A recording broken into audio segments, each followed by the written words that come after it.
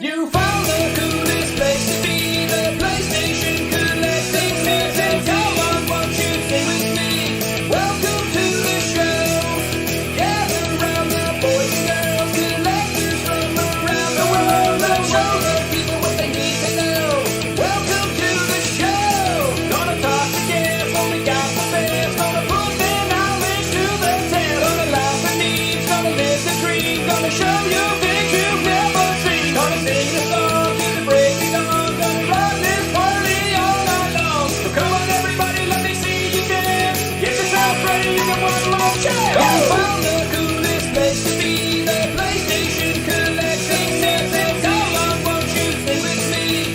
Welcome to the show. Gather round the boys and girls, collectors from around the world. They'll show the people what they need to know. Welcome to the show. Welcome to the show. Welcome to the show. Welcome to the show. You want to unsubscribe to. Or if you just want to unsubscribe to all of them, you can hit select all, unsubscribe.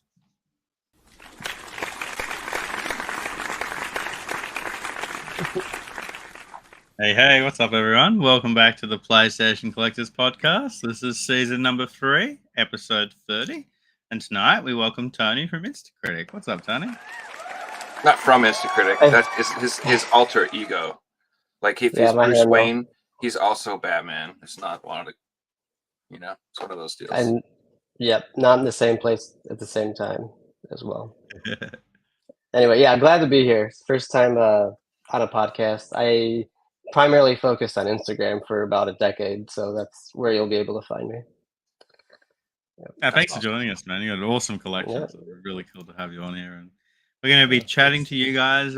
Our special topic tonight will be Asian English, PS3, PS4, PS5, and we dabble into some Switch titles as well. So it should be a lot of fun. Yeah, we're definitely going to be talking about the Switch. I have a feeling. So I was talking about this before. I've heard your name many, many times before the show, and I'm like, this has got to be the same person. But you're associated with Switchwatch, right? You're on the channel Switchwatch. I am, yeah. I became what they call them, like producers there, because Joe and I were talking before the show. That channel provides so much info on these English Asian releases. So I was watching the channel every week. Found myself watching the channel every week. So I was like, I might as well give these guys a few bucks every month. And then on the kick side, you get to pick, your game of the week. It's kind of a fun little thing. And then share photos of your pickups. Yeah, it's a fun little thing that they have going on there. I like those guys. It is very fun. Yeah. And I think Jordan is hysterical, for the record. I Yeah. think the guy's so freaking funny. And then like when you do your little picks of the weeks, I love the little noise effects he uses sometimes. It's really funny. I don't know. It's like, Yeah. because he's almost like, you picked this? Right. Yeah, the little insults he throws in there. Very good. It's for backhanded compliments and stuff. Yeah. His humor is Yeah. right on. Spot on. I like it a lot. Also, since we're talking about it, if you guys haven't subbed, you should go sub to that channel. And if you do find this topic interesting, they have some like incredible videos compiling like all of the Asian English releases that are available for the Switch, especially like hours long videos, because they've been doing it for years. So they just like keep adding to it. So they have like a 2-3 hour video of like every single Asian English game that you could get. So if you want to like lose a lot of money and you're like, you have a burning hole in your pocket and you want to find a new hobby to spend your money on, there you go, right there. Go watch those videos. We've been Yeah, spoiled in the last 5 or 6 years from Asian English games, Play Asia in particular, with East Asia Soft, and so many games are getting put out in different regions that play in English, which is great. Even games in Japan, we get in English these days and different things like that. Yep. And you don't know what, like, it could be any region too. Southeast Asia, China, Japan, and you have to get the right version if you want to have it in English. That's why a show like Switchwatch helps with that as well. Yeah, definitely. Or even sometimes like Korean versions. There's the exclusive bear game on the PS4, the horror game, that only got released in Korea. Unless you're out there like researching, you're not going to discover these things. Yep, exactly. That's actually a whole like animal in itself is like Korean games, because I feel like for some reason they always get really unique artwork that we don't get. And so like sometimes like you have to decide like what, like there'll be like a Japanese copy with English, the Asian English release, and then the Korean release. And like I'm going to sit there and be like, I don't know which cover I like the best now, and I don't know. I like to really think about it. It comes down to like sometimes the price versus how much I like the cover. Yeah, it's just how it goes. You'd be surprised Yeah, how many with times the Korean versions have English. I was testing theories back like 10 years ago now, and I tested out with everybody's Golf 6. There was a cheap Japanese version, and then there was like a really expensive Chinese English version. And there was a Korean version that only had Korean on the cover and it didn't say anything about English. But I bought it just to test if it worked. And it played in English. It didn't say anything about doing it. And my theory is if there's an English version available for a game and they release it in Korea, they just add that option to the game. Haven't been proven wrong yet. So. Yeah, and for the Switch, there's a lot of Asian releases that actually have the English covers. So I mean, that's a dead giveaway that's going to be in English. But I also like those releases because there's no ratings logos on the cover. It's a nice, clean artwork. So Yeah, I you prefer can't- those over the ESRB, but I do want to get an ESRB set, so I have that going. That going right now. So sometimes I get both just because I can't make my mind up. I'm moving into your collection, Tony. What do you collect primarily? And what are your goals of collecting?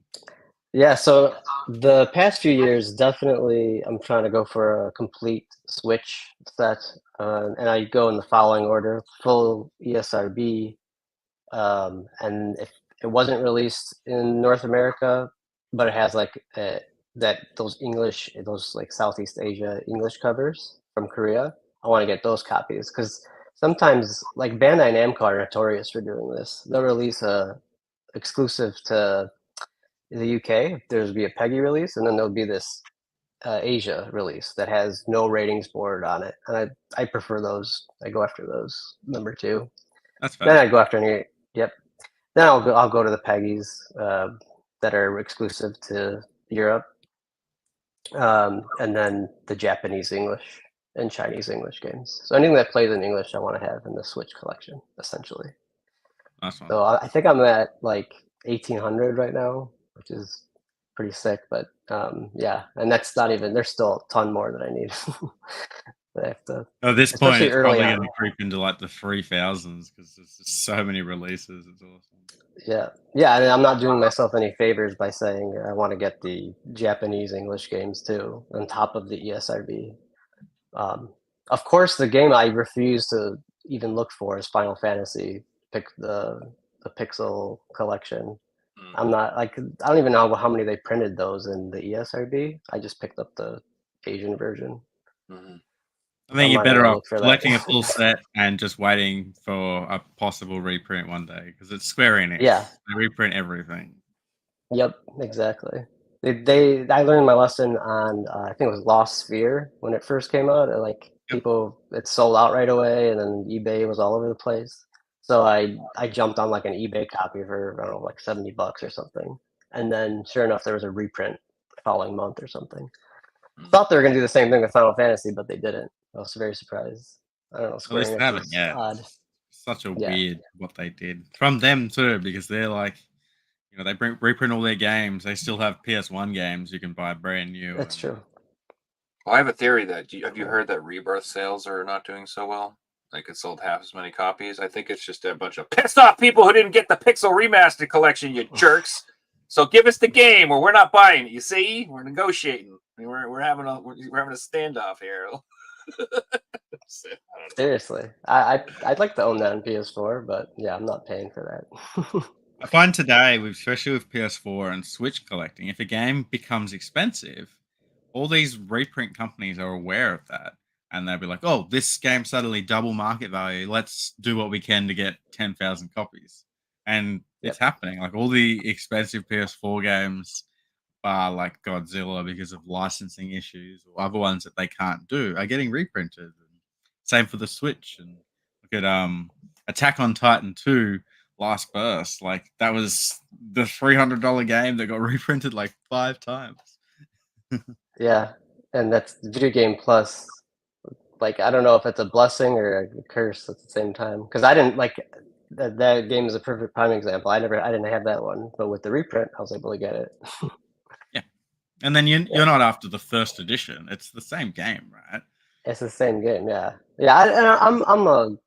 I am a collector, of course, but I do want to. I like eventually hope to play at least like the AAA titles. I know I'm not going to Yeah. play some of the shovelware, but I want to play the good stuff.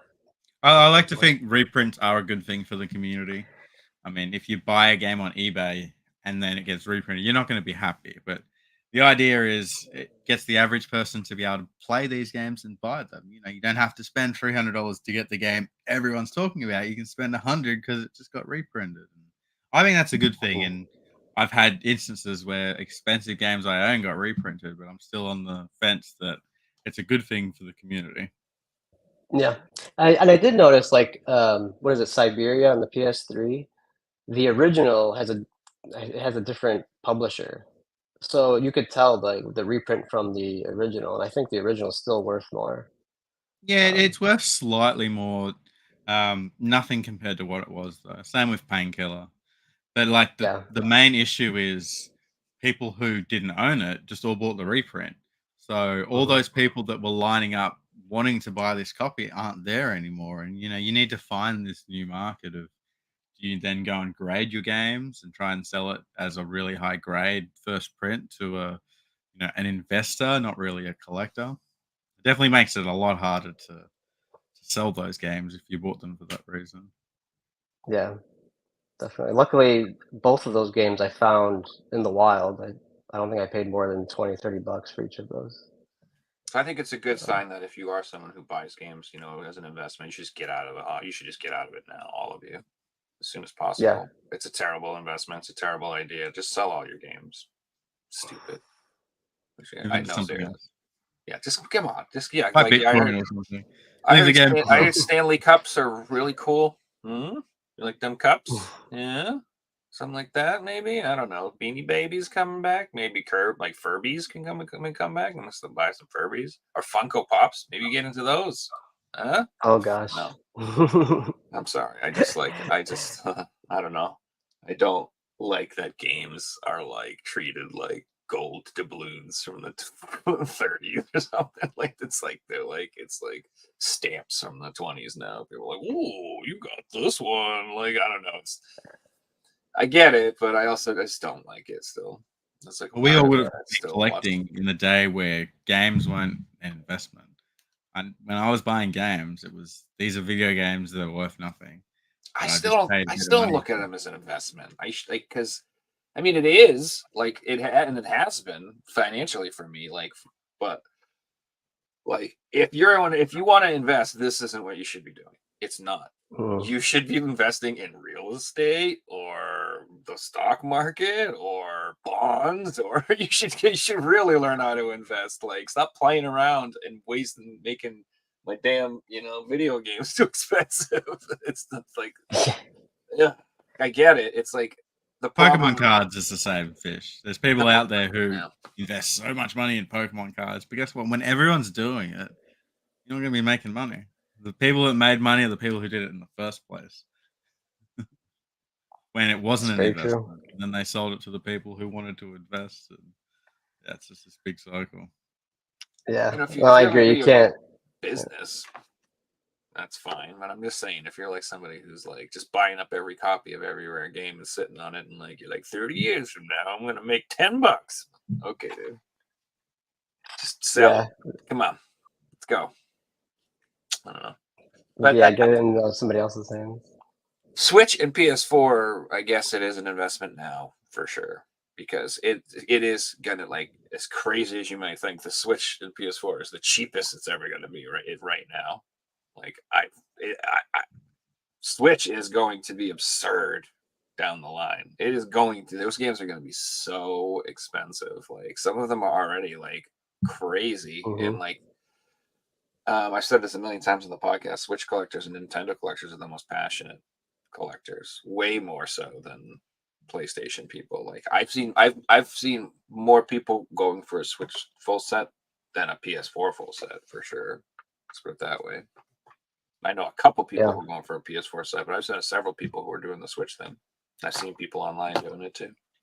In saying that, Yeah. the system that I know more people went for a full set than anything is the Vita. There's so many people who went for that full Vita set. But it may have something to do with the size of the set being reasonable to collect. Well, actually, sorry, I take that back. The Wii U. The Wii U's number one. The Wii U is like the first. I'm a collector. What do I go for a full set in? I'll get a full Wii U set because it's nice and easy. Yeah, it's funny when I got back into collecting, which was because I was been collecting back when I was playing in the 90s. I have Super Nintendo games that still have the cellophane on them. They're open, but they still have the cellophane on them. But yeah, when I got back into collecting around 2013-ish, I went for TurboGrafx because I only had 96, and at the time the prices weren't that bad. Of course, Magical Chase was always bad, so I don't have an original of that. I have a repro, but Yeah, but I back did then end up it's probably getting. like what, $400 for that game. And Oh, it's still $1,000 at that time. Yeah, it still was even high. then, yeah. Now what is it now? Yeah. Isn't it like $5,000 or something like? Something like ridiculous like that. I don't collect for Turbo anymore. I'm done. I'm only missing 3 of the like authentic original releases, but I have at least the repros of those harder to find games. So Magical Chase, Hero Tonma, and Bonk 3. I don't have the originals of those, but I got all the other ones. And I didn't even own a TurboGrafx when I was younger, but my friend had it, and I enjoyed playing it when I was, hang out with him. And I just said, it's only 96 cards or U cards. Why not just go for this one? And it was Oh, much that's a easier good back choice, then. man. Smart, like really good choice to start out with something like that. Yeah, I started with that, and I was like toying with N64, but a sculptor's cut was already like 500. I'm like, I'm done. I'm not going to do that. Yeah. Yeah, I've avoided Yeah. the full set bug for the most part, just because there's always that pain. It's like such a fun journey, and then at the end, it's not. And it's like I know myself, and I'm too cheap. I am like when it comes down to the end, like will I drop that much on Magical Chase or Clay Fighters or Jack Bros or anything like that? I'm like, no. To have just it's like to me, like you have it, and like it feels good for a little while, but then after a while, like that wears off. I don't know. It's like that like feeling of accomplishment. Totally. Like you're like, And the then fun you're like, part was okay, what's the collecting next it. thing? Yeah. And then I don't know. And then I end up, and like a lot of people get regret, and then I feel like people sell stuff at a loss, and like I don't know. It's just like I already regret. I did the full PSVR set, and even that's like a smaller set, and I'm like, why did I do that? Because there was some pain in that. There was like I was like, oh god, spending a lot of money on this game that looks pretty bad. But I don't know. It's on the list, and I only have 5 left, so here we go. And then I got into variants. That's not good either. You start going down that rabbit hole, it doesn't end. But until you end Yeah, it, you have to just psychologically be like, it's Delete that list and be like, I'm done. You nailed it on the head, though, variant. Joe, when you said the journey's the most exciting part. I love collecting a full set, but once I owned it, I just kept looking at it and like, why do I own all this shovelware that I've got no interest in owning? And I don't like these games. I only like those ones. And now that I've gone through and sold the shovelware, I enjoy my collection so much more. That's part of it, though. I don't know. It's hard to break that first game, though. Like if you once it's complete, it's really hard to sell any of it. But I feel like if you sell some of it, you can just it like breaks the seal. You're like, all right, then you can let it go. You're right. It took me months to. I was selling variants. I'm like, oh, it's a variant. I'll sell that. It's a variant. I'll sell that. But it wasn't until months into doing that where I finally pulled out like, oh, this is a crappy sport game, but it hasn't got a variant. Do I finally sell it? And you do that first one, and then suddenly the floodgates open, and you go through the collection. It is a good feeling, though. It feels refreshing to, break the collection down and just have the games you really love in there. And I was guilty of buying like games on multiple systems. So it's like, all right, I own this on the Switch and on the PS4 and on the PS3. I What do version do that I all want to the keep? time. I do that all the time. I'm much I want super that guilty. Yeah, I'm super guilty of that too. So again, I'm going for the Switch collection, but I like playing it on PS5 or PS4, and if there's another release on those systems, because the trophies, it's another thing I like to collect are the digital trophies on the PlayStation. Yeah, so like it's very strange to me. Like I'll buy something on the Switch and the PS4 all the time. If it's Mhm. if it's a $30 game or less, I almost always do that. Because to me it's Right. like that's just like one game, $60, but I have it on both. Like it doesn't like if the game's more than that, if it's like 50, $60, I probably won't buy it on both just because that's a lot. Like 120 to spend on one game, I could get a couple Yeah. things. So it's harder to do. But like sometimes I'll just weigh it down to like what do I think will end up being rarer down the line. You know what I mean? Like sometimes like I feel like the Switch copy is going to be rare or something, so I won't open that. Like here's an example, like super rare games just wow, what was it called? Nightmare something Reapers, I think it was. They just came out with a game Mhm. Yeah. and sold out like wicked fast, by the way, which was crazy. For they haven't done that in a while. It sold out in like less than 30 minutes.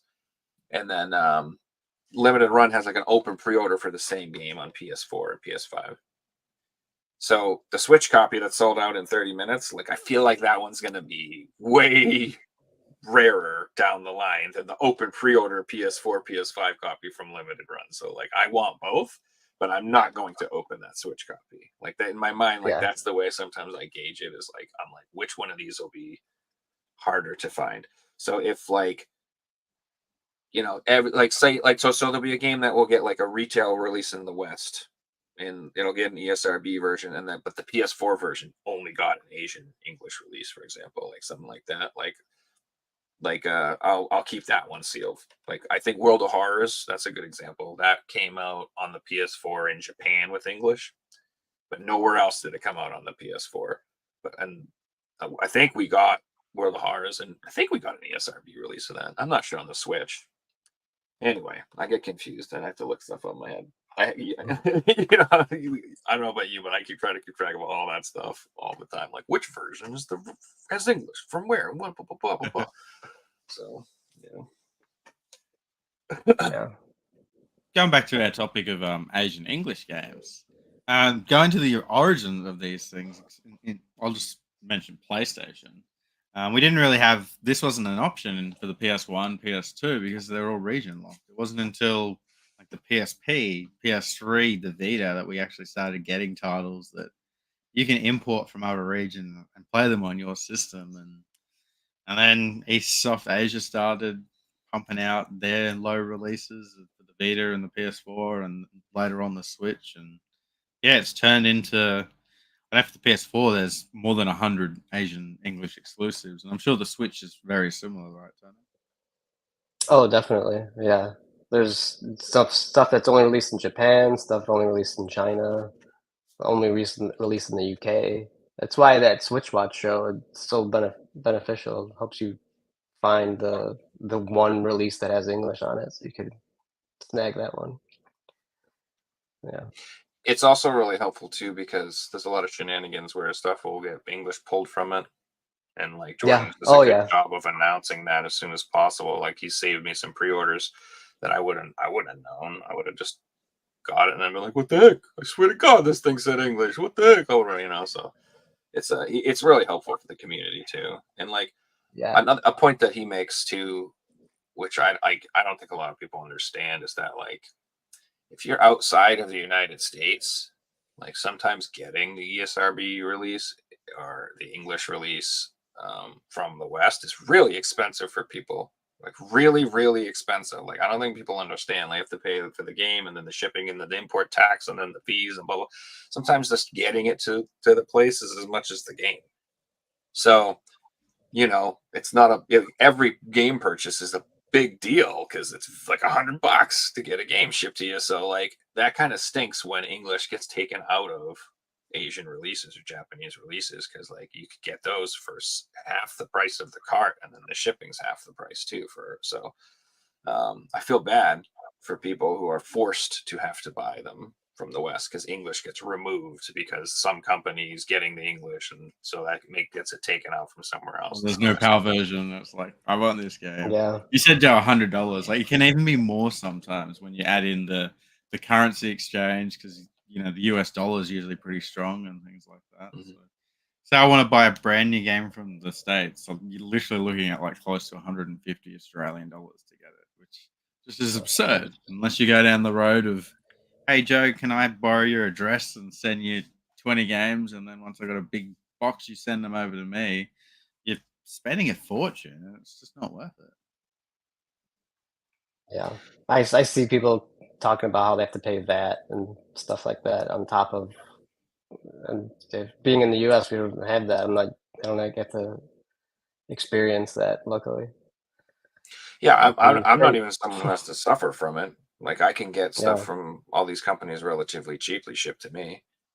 But I can just imagine that's really frustrating. And it also, oh man, I can't even tell you how annoying it is when like all the regions get announced years apart. Like, I don't get that at all. Like, I don't understand why like a game comes out in Japan and then I buy it, and then like a year later the ESRB comes out. I'm like, oh, come on, man, why are you doing Oh, this? that's the worst. You gotta Like, double dip then? Yeah, that's yeah. I or hate yeah, or I try to flip my Japanese copy for Yeah. the ESRB copy, and I was doing that for years, where I would buy like the Japanese copy or the Asian copy or whatever, because that's what was available. There wasn't anything else, and then the ESRB one would come out a year later. I flip it, try to sell my other one, but I just stopped doing that. I'm like, I don't care anymore.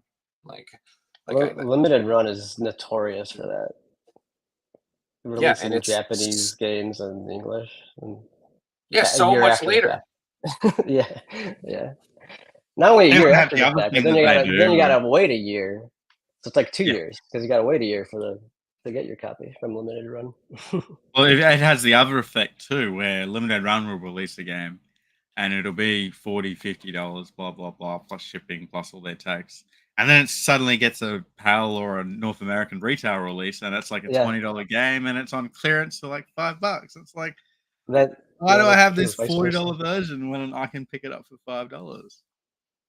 Yeah, What annoys yeah, me that is is true too. they have the whole pre-order system with this, and it happened for one of the what's the company in Germany that do Strictly Strictly Limited games? Limited. It was one of their games that came out last year. It was one of the shoot 'em ups. It was an old one, Darabus or something. Anyway, they had their release, and by the time we got our copies, the retail version had already came out and was sitting on the shelf in my local game shop, cheaper than what I paid for my copy, and I didn't even own it yet. It's just like, I feel like I've been scammed at this point. It sucks. Yeah, that's terrible. And that's another thing Strictly Limited does. They're notorious for the language locking. So they'll release in Japan as under NN games, and then they'll release in Germany under Strictly Limited. But that version has the English. The Japanese version does not have English. And yeah, Jordan calls that out all the time on Switch Watch. Yeah, it does. Death Smiles 1 and Sure. 2 was the game I'm thinking of. Yeah, their With biggest. Sorry, go ahead. No, go ahead. was it Darius Burst 1 and 2? Is that what Oh you no, said? it was Death Smiles 1 and 2. Oh, Death Smile, yeah. Oh yeah, that was the one that. Yep. It Yeah, was that like came a out in the US. 2-year wait from when they announced it, and the way they announced it was exclusive. We're the only ones who have it. Like, that's what got my money. It's what I wanted. I didn't want to miss out, but I wish I did miss out. Yeah, yeah, Well, yeah. that one has like no excuse. What they do now too, which I don't know, it's questionable. Like they'll gimp their retail release, and their release will have extra content, and it gives you like a reason to order from them. And I get why they do that, but like you have to like these days, if you want to like buy video games, it's a part-time job keeping up with the information you need to know to get the Mhm. correct version that you want to get. Like, this is a big deal. Like, I've been doing this for years now, and like I just you guys probably the same way. Like, it's just a part of your probably like life now, doing this type of research. But like, I'd be pissed if I bought Wonder Boy and I was playing it and I found out the Strictly Limited one has like 8 other games that this one doesn't, or whatever. Or like I buy Turrican and I find out there's a better version that has 3 more versions of Turrican and stuff like that. That's stuff that can be really frustrating. Like, if you, I don't know, like there's nothing worse than like that you make a purchase and then you regret your purchase because you feel like you bought the crappy thing. Inferior version. You didn't realize. Yeah, exactly. You just, it's like you bought the knockoff instead of the one that you wanted, and like cheapens your own purchase. It's a weird thing. It doesn't. I mean, it makes sense from a business perspective. Like, I do understand why they do it, but I just don't love it. Although I've been guilty Yeah. of buying cheaper versions of games before that. Example, I've got it sitting right next to me. This is the expensive version of Aquanaut's Holiday, but originally I just owned the cheap Japanese version because I really, really wanted this game for my collection. It was a holy grail, but buying the cheap version doesn't fill that hole. You're still like, oh, I just have the cheap version of the game now, and it's not in English, and that expensive version's still out there, and eventually bit the bullet and bought the expensive one, and I sold off the Japanese version because there's no point in owning that one. You Is that you more don't of have like like every a region. Sorry, go ahead. no? Is that more of a Asian version? I like noticed the cover was like in English. Yeah, so this version here is the English Chinese version of the game. Okay, yeah. It's like an underwater exploration title, but it's really relaxing game. It's quite beautiful, and you can play it in English with this version. See, the real I do the same every way. region. They have all the versions. You have to have that one and the Korean one and the Japanese one. Well, Joe, I still own 2 versions of the game. I still own the Korean version. Only 2? But I had slipping, 4. Figsy. I had 4, and I didn't I know, need to I own know. 4 That's what I'm with trying the to exact explain. same cover, and sold the 2 that didn't. I think I got like $200 for the Chinese version that didn't play in English, which is crazy to me. The real version Somebody is the might have regret. PS1 version. That's the one you really want. Is that one actually pretty expensive too? There is a PS1 version of that game, right? Isn't that like Yeah, the PS1 version. It's like a $50 PS1 game. Yeah. I can't imagine that's the greatest game. Like 20 times cheaper than the PS3 version. I was looking at that game because I wanted to fill some of the PS3 import holes. I think that game doesn't like the ratings are really low for that one. At least I thought I saw that. Like a 3 Oh, out of I 5. thought it was kinda. great. I've played through it a Yeah. few times. Okay. It's just a relaxing experience of like it's not much of a game. It's more of a just you're in the ocean looking at stuff and discovering stuff. It's quite It's like the good how they do it. endless ocean, like the Yeah, like something this like Nintendo. Yeah. See, what you need to do is get like a little kiddie pool and put it in your living room. Just hop in that while you play to immerse yourself in it. You can splash it with some little 5D. wiggies on. Yeah, and get in the then hot tub category on Twitch, put up a snorkel while you play. Yeah. No, wait, no, that's not what I was talking. That's not where I was going. Fix it. I didn't say film it, put it on OnlyFans. I was just talking about playing a game. Oh, geez. So I know you said that you always kind of been a collector with your SNES games and stuff. Like, do you collect a lot of retro stuff, or is it more modern, just Switch and PS4? Like, you do a lot of that stuff? Yeah, I still do Super Nintendo, NES. I love collecting for the Genesis too. But to me, like some other collectors, I want to have the whole package, the manual, the case. So those and those aren't too expensive, but definitely if I'm at a game store or if I happen to see a listing on eBay and the price is right, I'll jump on it. I think the last like NES game I bought was Frankenstein Monster Returns. It had a bunch of stickers on it, a listing on eBay, and I'm like, I could get those stickers off. So I got it like, $15 discount or something stupid. So I bought it. Yeah. I'll do that sometimes too. I will another thing that I used to do is I usually have like tons of replacement cases Like I always just have like a box. I'm almost out actually of my Elder Scrolls games. I bought like 50 of this one game sealed, and I just been replacing cases. But you can get a lot of discounts, like you said, if you buy cases with stickers or something on it. I'm like, I don't care. Like if I just want an open copy, as long as the disc looks good and the artwork looks good, and I can tell it's not ripped or torn or mangled, I'll swap that case out, save myself like $20 off the game. You know? Yeah. Oh yeah. Well, even there's a lot of tools nowadays where you could get a lot of those stickers off. Even stickers that are on top of labels, I was able to get off nice and cleanly. It doesn't even look like there's a sticker on there. Um, and yeah, it's a little bit more work, but if you could save $30, why not? Put in So 10 minutes of game cleaning work, and you have a clean copy.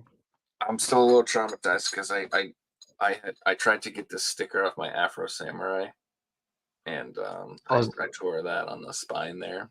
Was that what game? GameStop sticker? Yeah, I was like that big They were- yellow piece of shit. Yeah, Yeah, exactly. they And I paid they- like $1 yeah, for it's this the in a worst. flea market, so I ain't mad about it. But I just I'm like really like hesitant to try to peel anything off of actual artwork now because of this. Like, because I really tried and Yeah. it still got all screwed up. So So those are definitely more difficult to remove, but I'm able to remove those GameStop on those the spines like that. Some of the sometimes they come artwork off easy. does peel off. Yeah. Yeah, sometimes it's like you don't even need the any glue tools. is so sometimes, yeah. old, and you can just kind of like wiggle it; it'll just fall off, like it's Yep. not even really on there. But like sometimes I'm like, dude, what the heck? This was like sealed and like blessed by a room full of priests, and it's not going nowhere. Like I don't know what the hell they Yeah. did. They put solder on it. They were like welding this thing on there. Yeah. Yep. It ain't coming off.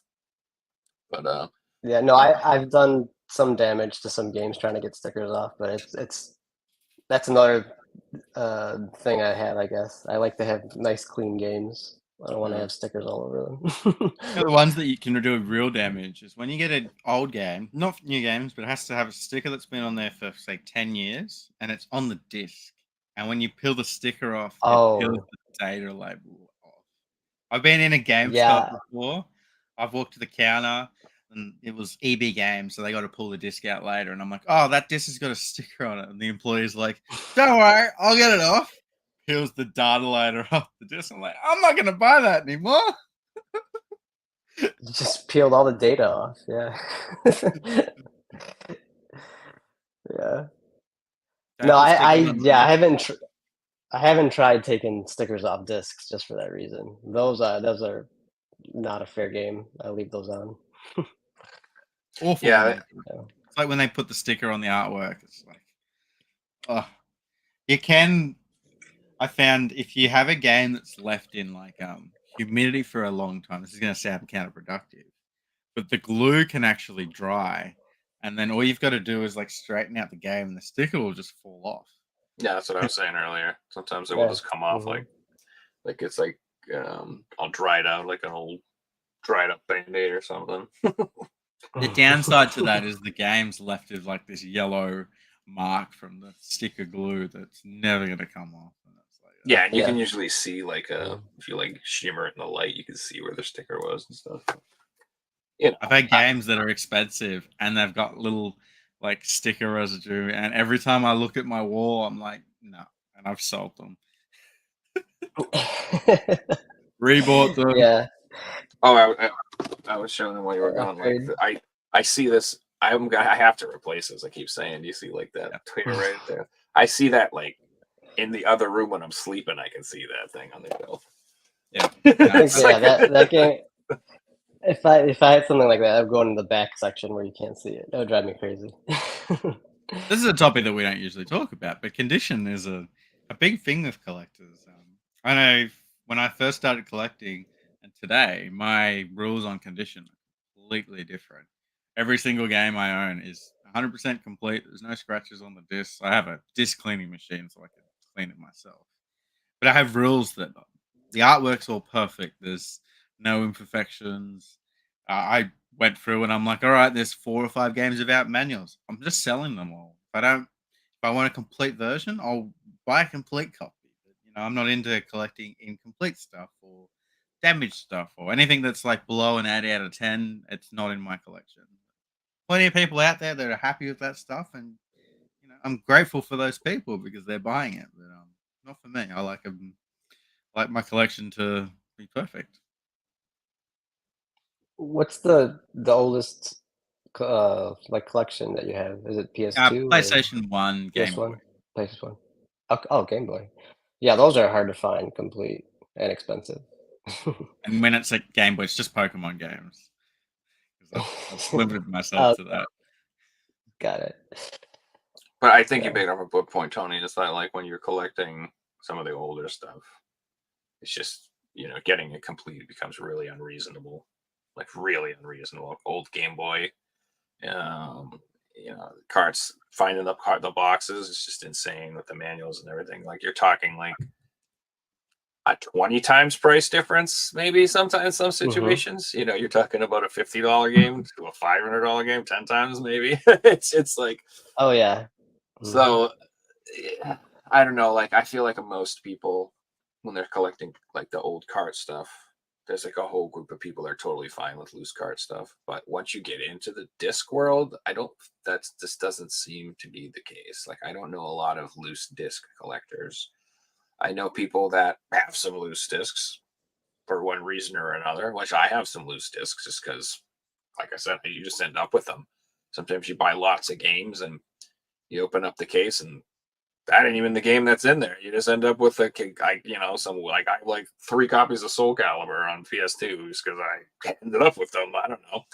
So, but yeah. And then also when it comes to like whether or not everything has to be complete, like that's changed for me a little bit over time as well. Like I used to never like do any repro anything, but like you said, like now like I have like some of the more really rare expensive stuff. I'm like I'm okay with having a repro case for it or something like that. Like I got Castlevania Chronicles on PS1 and I got the disc for really cheap, which is a crazy good deal. And I was like, I can't say no to this. And then I just bought a repro case with it and I'm happy with it. If I want to get a case and a manual, like the actual thing, I can go drop $150 just some plastic and some paper if I really want to. But I'm like, I don't know. And my mindset has changed now. But Figsy, like if this was still 2015, no, absolutely not. Everything must be complete and perfect. And like back then when the prices were more reasonable, like I only wanted complete stuff. And I passed on stuff I wish I hadn't passed on because of that. You know what I mean? Like insanely expensive RPGs that were like didn't have the map or something. I'd be like, no thanks. But now I'm like, damn, I could have had like 6 copies of Alundra. What was I thinking? I just spent so long in.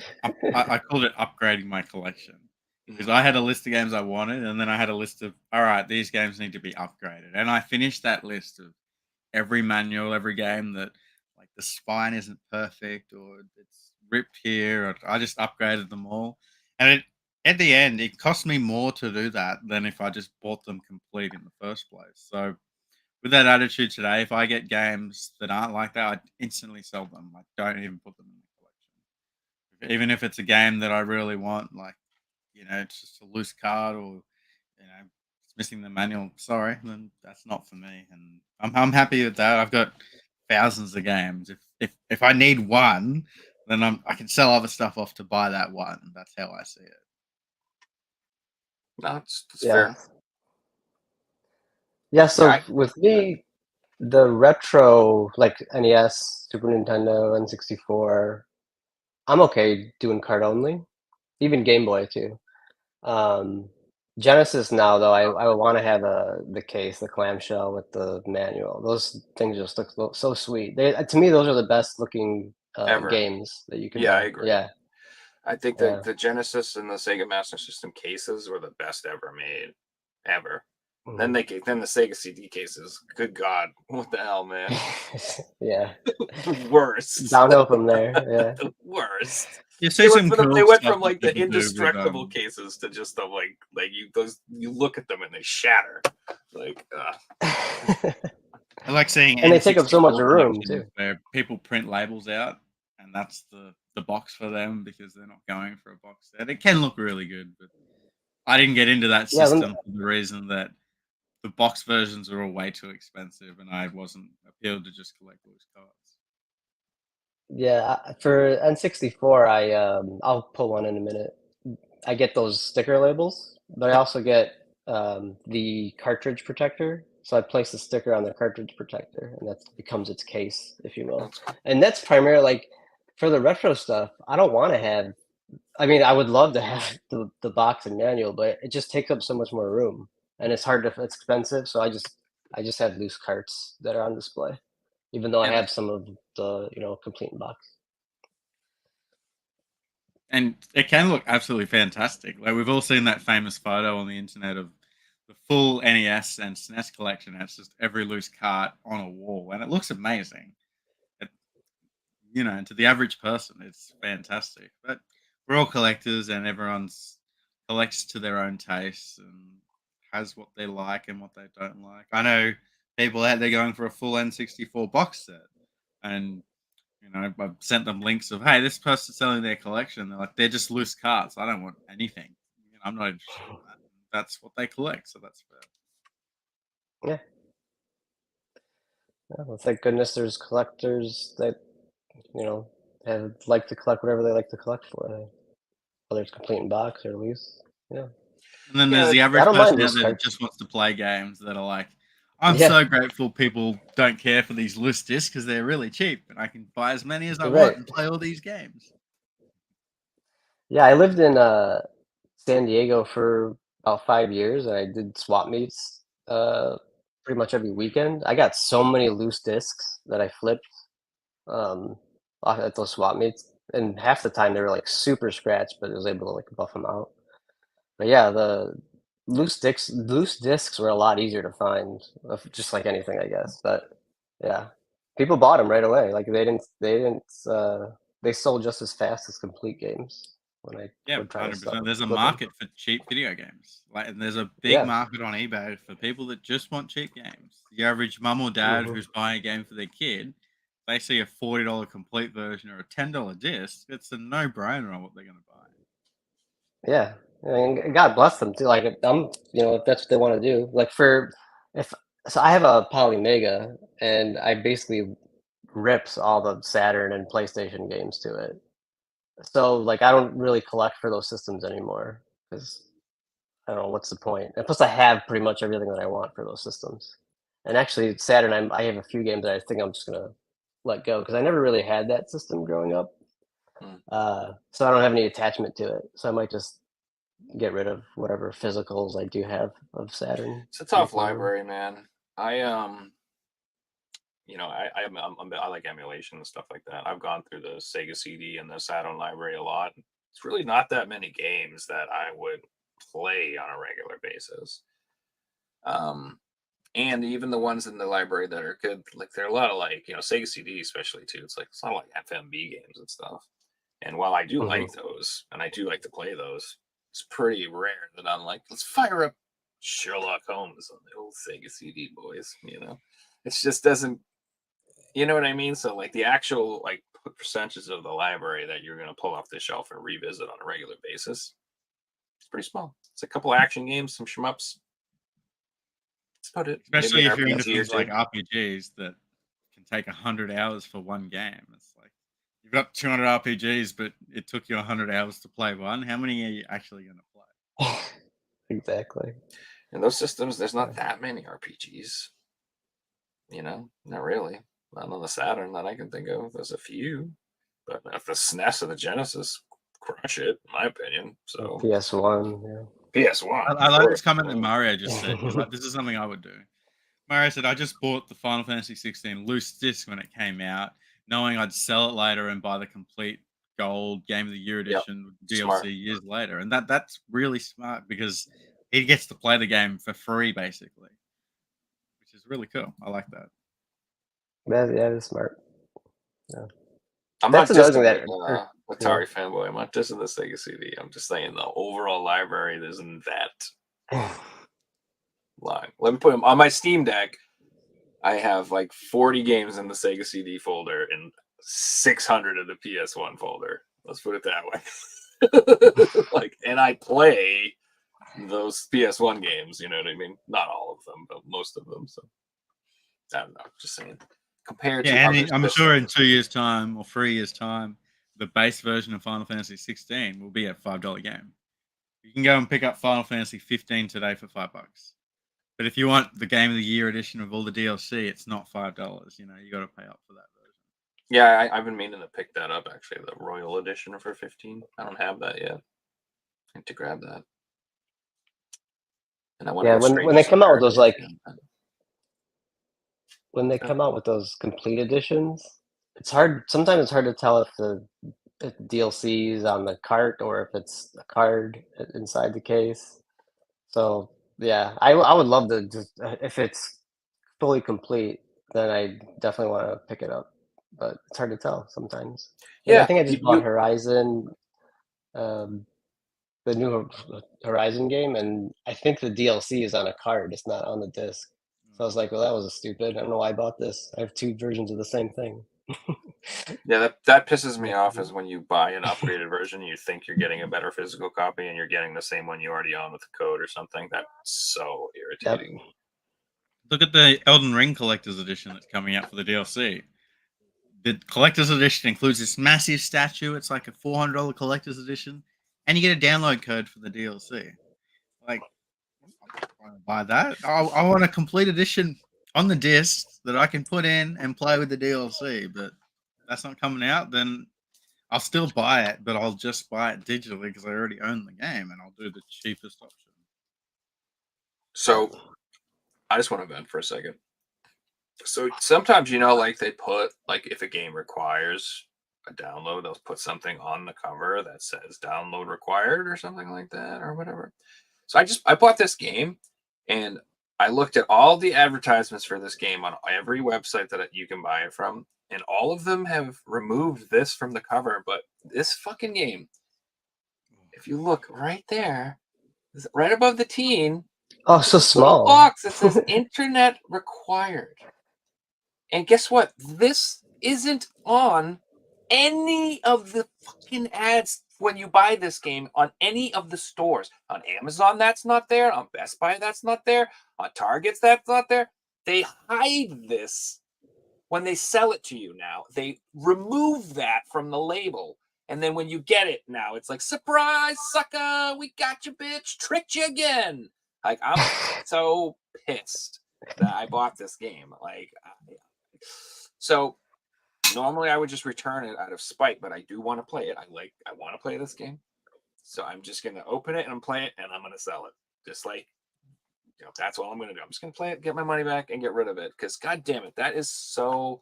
They literally are tricking us now into this shit. I was going to add that they're it's gotten to the hiding point it. that that's just the standard, and they don't have to advertise that it's got a 100 gig download because you're just used to that. But guess what? There's plenty of people out there gaming who don't even have the internet, that have slow caps, that can't download a 100 gigabyte game, who will just really look for games that can be played without download patches and without connecting to the internet and stuff. I know Gran Turismo 7 did it, and there's plenty of people out there that didn't buy that game. I for the didn't buy fact it because of that. Online all the time, and you have to be online to play it, which just makes no sense for a single player game. I was so Yeah, hyped for that game because of PSVR 2 freak, and I didn't buy it because of that. Same thing with Diablo 4. I put like hundreds and like thousands of hours probably into Diablo 3. I didn't even buy Diablo 4 when I saw that it was online only. I'm like, I'm not doing that. Like, the only way that this stuff goes away is if they lose money if they do that. And they know that. No, they won't lose enough. It's not enough for them to care. So they will lose money. But it's just like an insignificant amount. If they lose $1 million but they still make 20, who cares? Exactly. So I'm assuming if a game, this is just an assumption, but say a game company sells a game for $70 digitally or $70 physically, I'd assume that they would get more money from that digital sale because they don't have to ship the game out, they don't have to produce the disc, they don't have to have someone assemble it, and you're skipping all these middlemen. Sony could take bigger of the cut, and it isn't the case. But I would assume that it is the case that if they sell a digital game for $70, compared to a physical, they're making more profit on that digital sale because it's logistically it's easier. And which, Yeah, if it definitely. is the case, guess what they're going to push? The one that they make more profit on. The one that Well, doesn't have to go on clearance because, oh, we got a new game coming in next week and we need that shelf space. That's always on the store. and I do think that's why they're doing what they're doing with like the Star Wars game. They're getting people used to the fact that they're going to be playing these games digitally, even though you have a physical copy in your hand. You're still downloading more than half the game. It's like you're not really owning it. You bought a disc with a digital copy almost. The digital copy to me feels like if you were a kid and your older brother gave you the controller that wasn't plugged in and you could pretend like you were playing too. That's kind of what the digital copy is. It's just so you can pretend like you own a physical copy in the make believe land for people who are like, they're like, fine, we'll give you a copy, but it's literally nothing on the disc. It's nothing. Right. It might as well just be a password you enter each time you load your game. It's not. That's all you're buying at that point. I'm Yeah. hopeful that But then one you day, and I know Steam have already gone to court over this, but I'm hopeful that one day every digital game you buy, you'll be able to turn around and sell it to a marketplace, whether it's on the PlayStation or the Nintendo or on Steam. That's how it should be.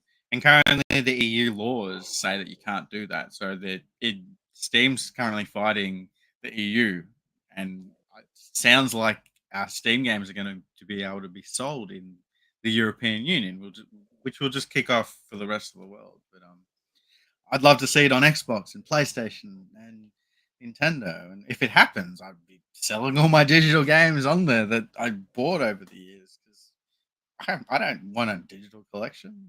I want to collect physical games.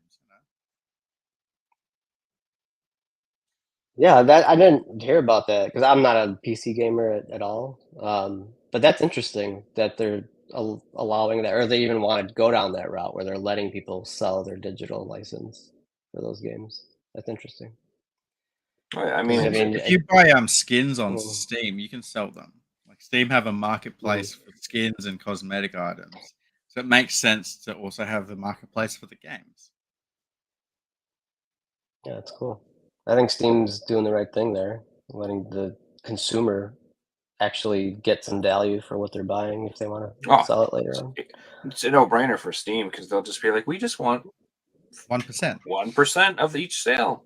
Yep. 5%, and they don't care because all it is data moving back and forth. They're not, they're just processing the transactions, So maybe developers wouldn't like that.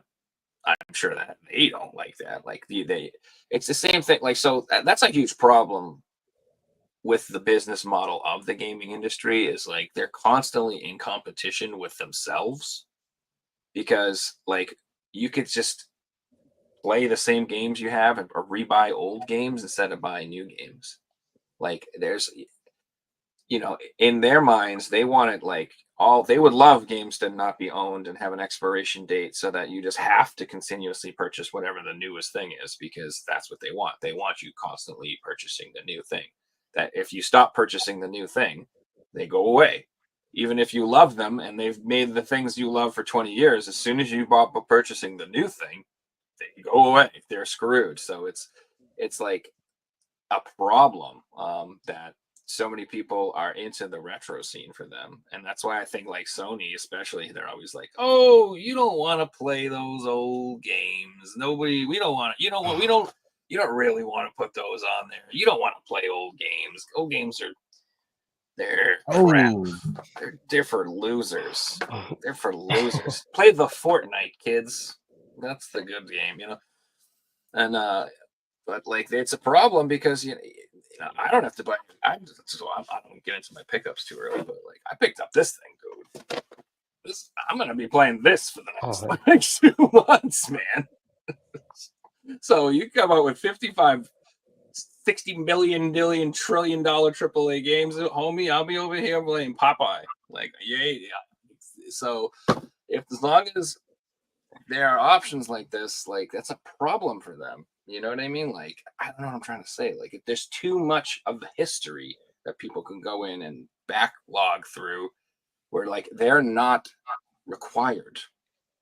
It's the same problem with the movie industries. The entertainment industries like have to constantly be putting out amazing product to keep you wanting to purchase their products, because it's all optional.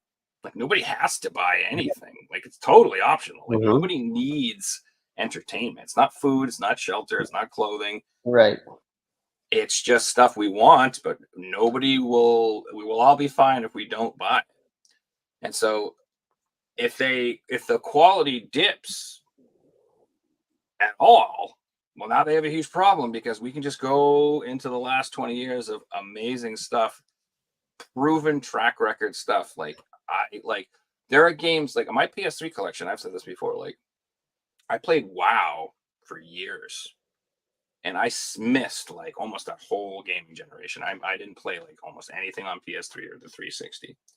And so I purchased a huge PS3 collection, and I can go back in that and play that for like years if I want to. I don't need to buy any new games, and I'll have a great time.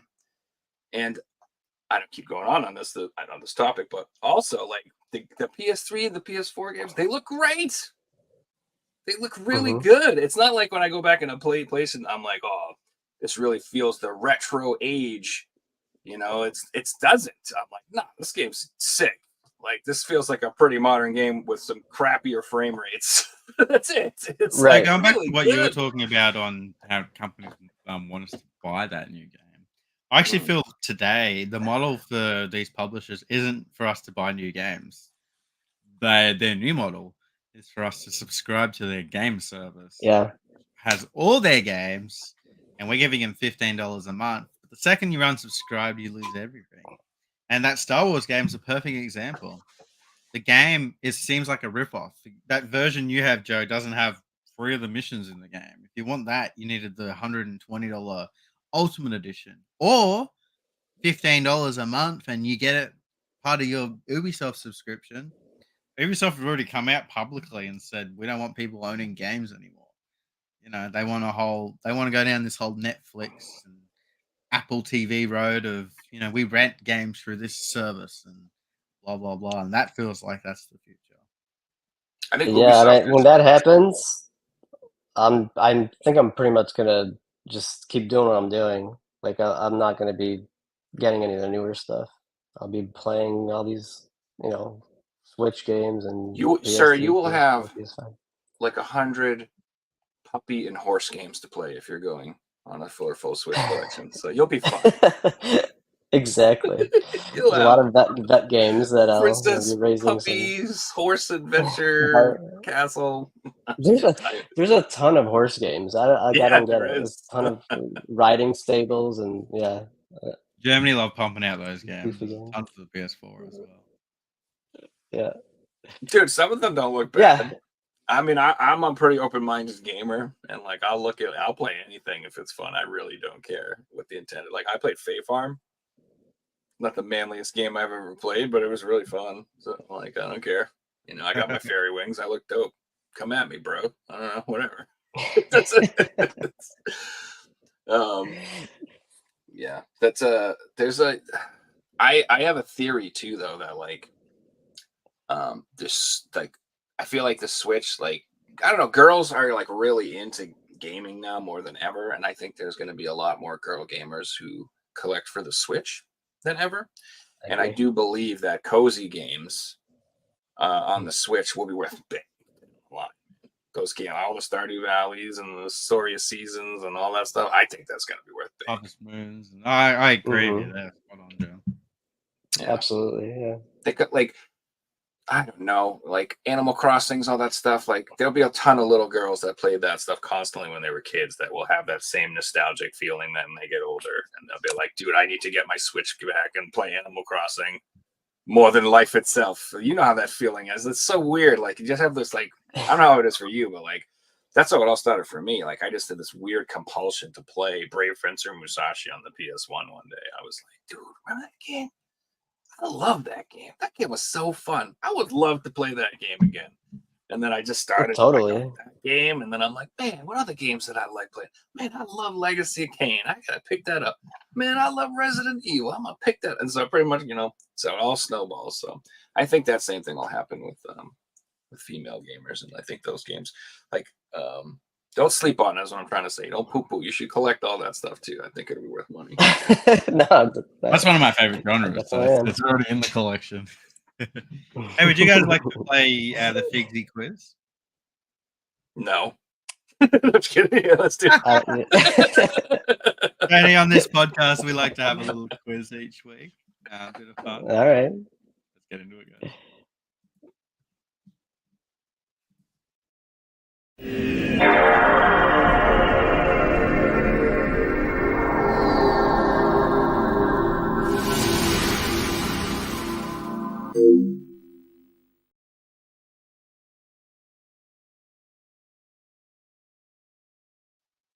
Finally, after months, weeks, you guys in chat have nailed the chat questions, and we have a new chat question this week. So, chat, here is your question for the week. And 1 second.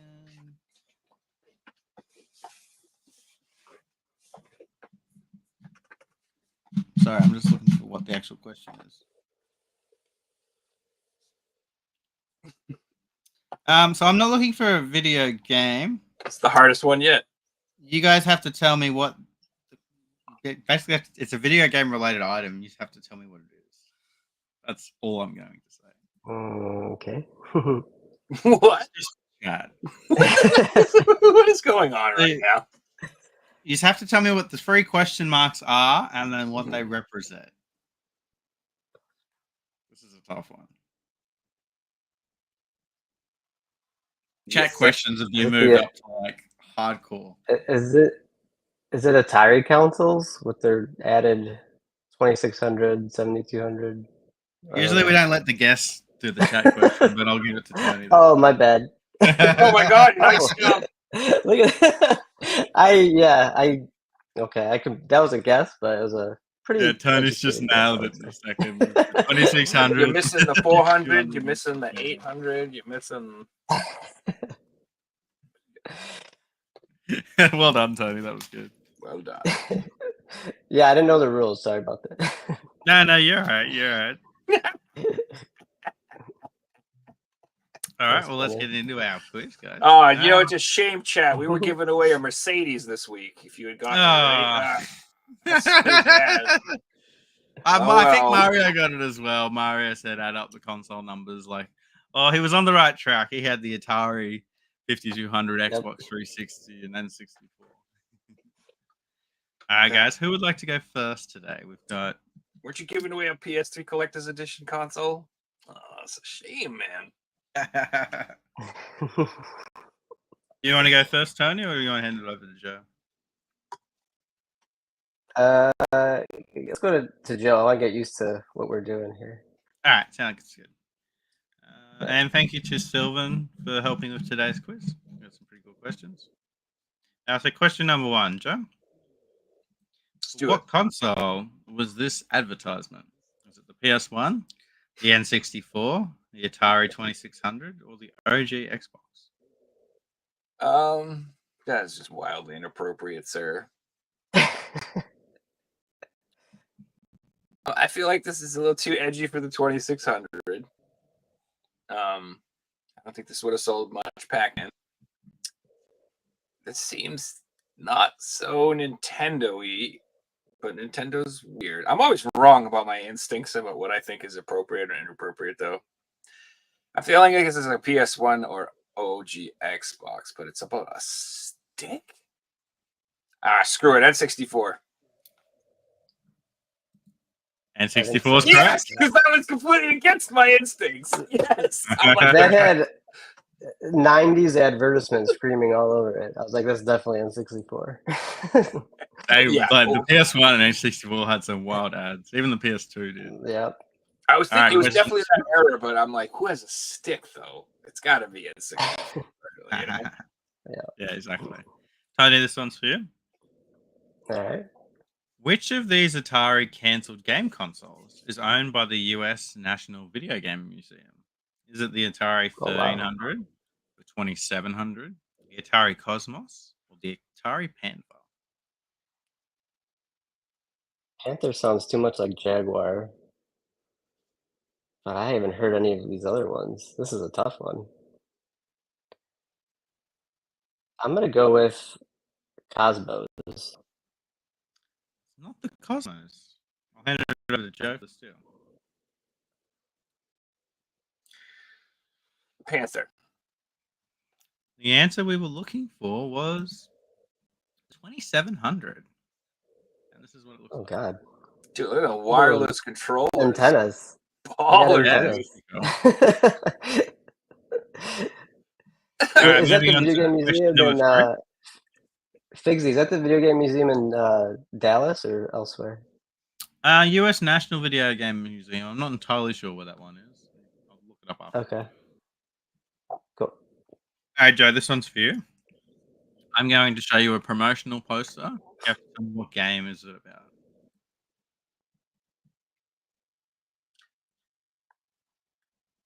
It smells like a strip club. Long furry tail. Heavily armed. Smells like a strip club. I mean, sounds like Conquer to me, but that doesn't look. It looks like a bear. Yeah. Smells like a strip club. What the heck? It's disgusting. You ever been in one of them places? Of course not, Joe. Long furry. I'm trying to cheat. Read the I'll fine say print on the Conquer's side there. Conquer's bad for a day. I don't know. That's still my guess. Correct answer? Would it- Conquer. yeah, Oh, nice. That would have been my guess. Oh, nice. That was the Xbox one. Okay. That does not I look had like this- Conquer to me. That looks like a teddy bear. No, I had the same exact train of thought. I'm like, it sounds like Conquer, but it looks like Naughty Bear or something. It doesn't look like. Yep. Yeah, Oh, yeah, no. exactly. All right, moving on to question number 4. Tony, this one's for you. Okay. The working title of this popular video game franchise was Dragon Attack. When creating the logo, used a statue that was in the office of the game publisher. Dragon Attack. I mean, the font looks like Mortal Kombat, as does the dragon design. That's Correct But I answer. haven't heard that Mortal Kombat had a correct. You say it was correct? I'll give it to you. Mortal Kombat's correct. Nice, dude. There you That would have go. been my guess too. Yeah, it was the font. No, the dragon kind of did it too, but definitely the font. And here's another thing about me. I used to actually work for Midway Games. No. Oh, nice one. in That's the awesome. in the mid 2000s. Yeah, right when they're on their way down. I actually killed that. It was a fun couple of years. yeah. Somewhat. I was there when it was dying. Yeah, but yeah. Had some was a cool fun stuff time. like the I had Midway them put out arcade 100 classics. puppy and horse games. Mhm. I was really into it. That's why they didn't All make right, it. question 5, Joe. What was the first ever game to get a mature rating by the ESRB? In fact, this game was the sole directly responsible for the creation of the ESRB system.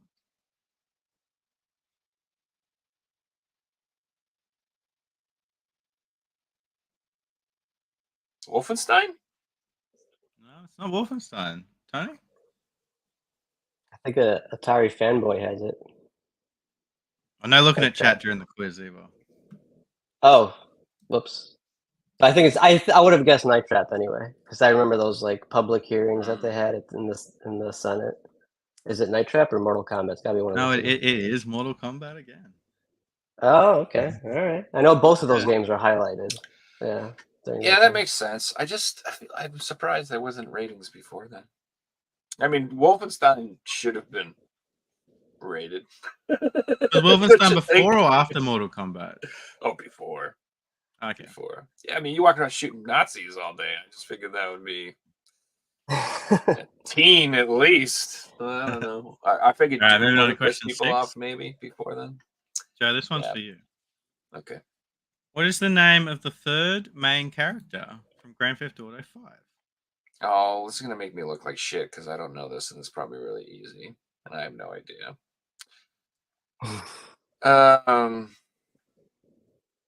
Yeah, I don't know. I've never played 5. So I'm gonna say, You're the only person on the planet who hasn't played it. yeah, I know. That's why this is gonna make me look really bad. There's like just some franchises like I haven't played through. I've only played like half of Metal Gear 1. I have never played an Uncharted game. There's quite a few like franchises that I should have to turn them. You're just making it worse, Joe. I know. I'm just getting it out there. It's gonna come out. I'm gonna be exposed eventually. I just might as well just get out ahead of it. I'm gonna turn in my gamer card. Hey, but I played freaking every Ultimate game on Atari 400 or whatever. Can you guys say that? Right? My nerd card's legit. There I you just go. haven't played. I just haven't played. It's like, what starting Pokemon do you get in red? I don't I'm know. gonna say that this person's Michael, Trevor, and Barney. Barney was my guess. Not Barney. I'll hand it over to come Tony on. for the steal. You don't remember Barney? You guys don't think you know Barney? He was the guy with the head and the hands in that game. He had a face. I like Joe. I have not really played the Grand Theft Auto series. Just Yeah, we're sophisticated like gentlemen who play puppy and horse Yeah. games. I don't know. I keep beating that joke to death. I think Vice City was the last one I played on the that game was PS2. good. Yeah. I'm gonna go with a names like Michael, Trevor. How about something like Roy or something? We were looking Probably not. for Franklin. Franklin. No, that, You know, that I kinda lines did up. know that actually, just because I've seen clips a million times of him. Yeah, it's one of those things shit. that it's just that's iconic video game lore at this point because the game's bigger than it'd be like a popular movie where you just know the characters even though you haven't seen it. All right, moving Yeah, on to it's- question number 7. Tony, this one's for you. All right. Name any of the 2 Pokemon games according to this logo. Was it Shining Pearl? Incorrect. Not Some- Shining Pearl. Incorrect. Something Silver. I'll hand this one over to Joe for the steal. Yeah, I'm not a Pokemon. No, I think isn't this just X or Y? This is Oh, X and Y, probably. correct. Oh, cool. Oh. Because I remember I bought X for my nephew. And I remember I asked him like, which one you want or whatever. So Yeah, I I remember the did only play question. through the original Pokemon. got it. Oh yeah, the Pokemon. I got I played into through it, got out of Pokemon it, Blue, and that then was back it. into the series again as an adult. Yeah. All right, Joe. Best Buy removed this fighting game from its shelves after an Arizona woman complained that her 11-year-old kid had faithfully portrayed one of the game's gorilla-like characters' golden shower urination fatality move. Name this game.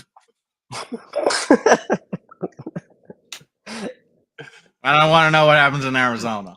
But just so I'm clear on this, this game was banned because some dude pissed on somebody, and that was in the game. And that was in the game. It's a fighting game Yep. where somebody pee-pees on somebody. Backyard wrestling, I guess. Backyard wrestling. I'll hand it over to Tony for the steal. So, Bigsy, was this game released or was it It was released, yeah. pulled? Oh, okay. I was thinking Thrill with like something called Thrill Kill that was canceled. I thought. Is that the R. Kelly game? Yeah. What year was this? No, it's the This P. doesn't Diddy come to game. mind at all. Yeah, exactly. With a little bit of pee pee and a little bit of poo poo. I don't know. I don't know. So we this were one. looking for I'm gonna it was a piss tough on it. one. I've actually got a video of the finishing move. So. Oh, sweet! I was hoping you had a video.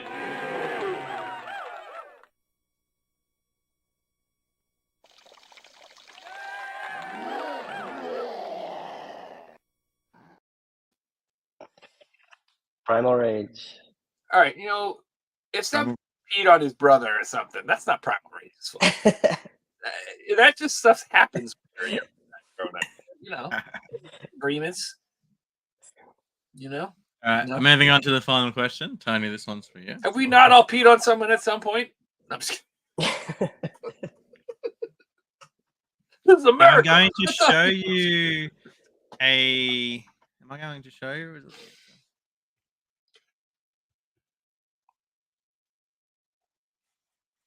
Okay, so I'm going to show you a Japanese Sega Saturn game, and you have to tell me what was special about this game. It was developed for a certain disability, and you have to tell me what was it developed for.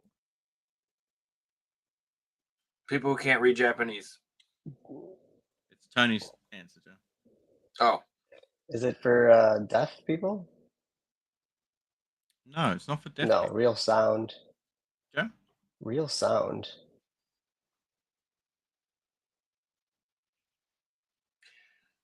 so this is a game that was developed for people who are disabled in some way.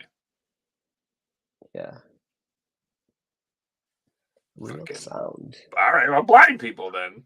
If it's got Game was developed for blind people, so it's an adventure game. wow. It's an adventure audio game that was intended to provide equal and access to sighted and blind people, which is pretty cool for the Sega Saturn.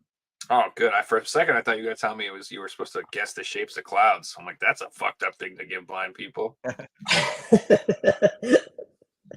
makes Okay, sense. at the end of that, real sound. Yeah. Tony's got 1 point, but today's fun. winner on 3 points is Joe. Well done, Joe. Woo! That was fun.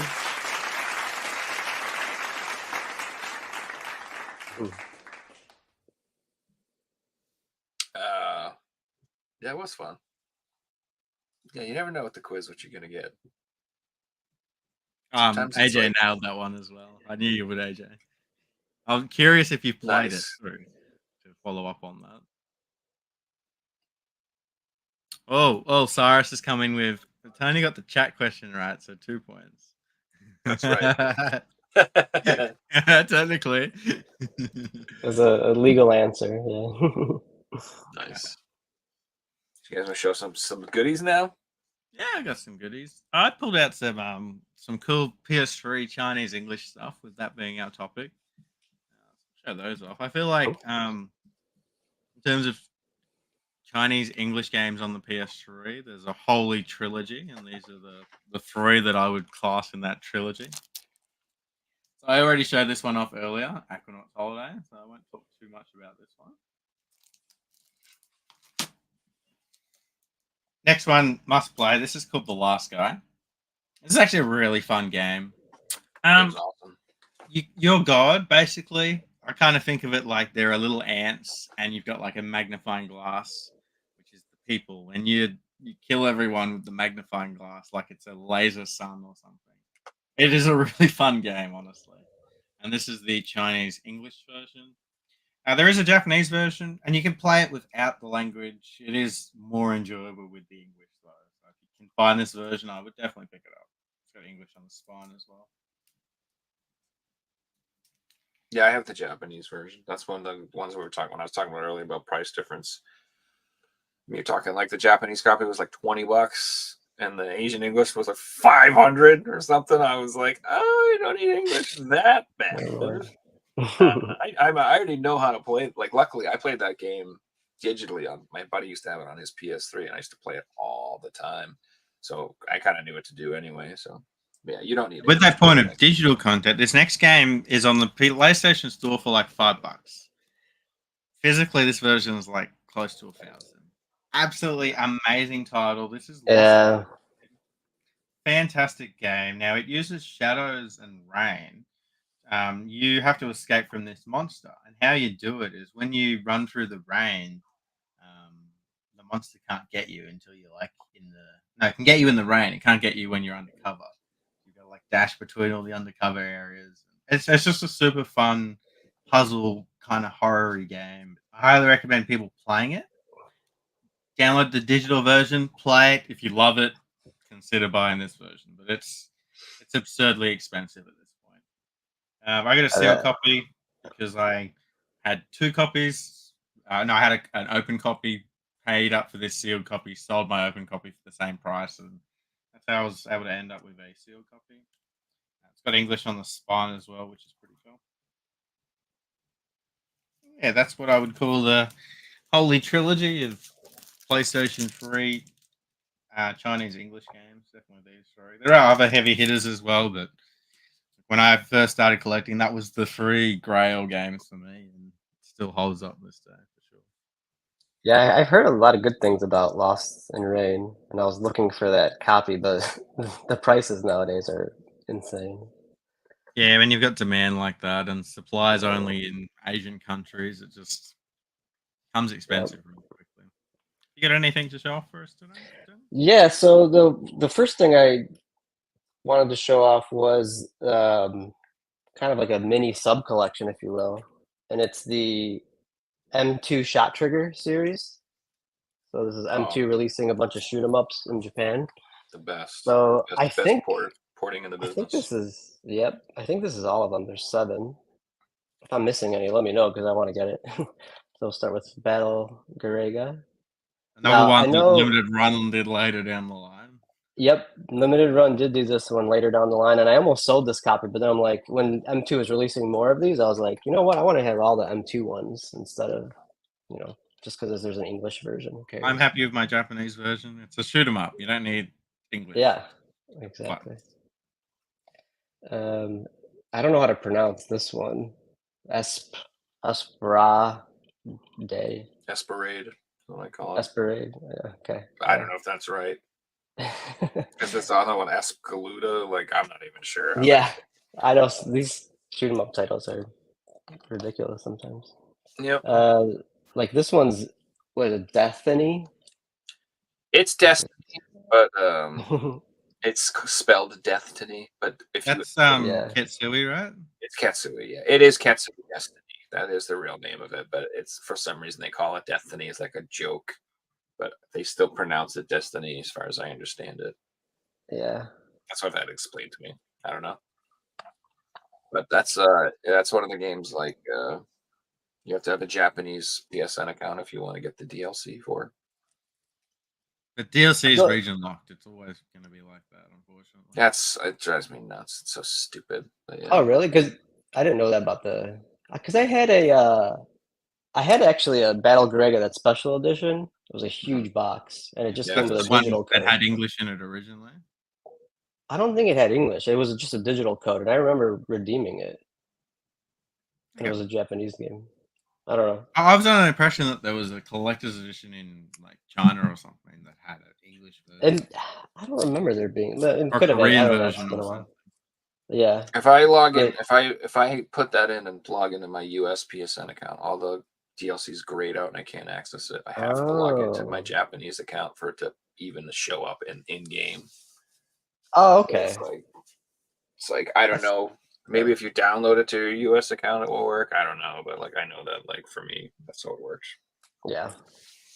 So annoying. That's the one thing about the region locking is kind of stupid. Is like people are like, just get this version. Just get this version. That's the cheaper one. Get this one. I'm like, yeah, but then the online is locked to that, and the DLC is locked to that, and like that could be annoying if it's an online game you want to play with your buddies or something like that. Or Yeah. I don't know. The Switch makes it kind of, I don't know, it's easy to download DLC on the Switch, I feel like, for imports. I don't feel like they have the same thing. I don't have like a regional account for the Switch. I don't have any issues like that. I just put the codes in and they work. Yeah. Mhm. Next here is Tiger Heli. Nice one. Yeah. I love the artwork on these too. They're Yeah, it looks fantastic. And we have, this is Sky Shark, I believe. Fire Shark. Fire Shark. I mean, it's a compilation, so it's probably both games. To be honest with you, one of them's probably called Sky Yeah. Shark, and the other one's probably called Fire Shark, something like that. It's more than one Yep. game, I believe. Then there's Zero Fire. It's Tail Mhm. Plan.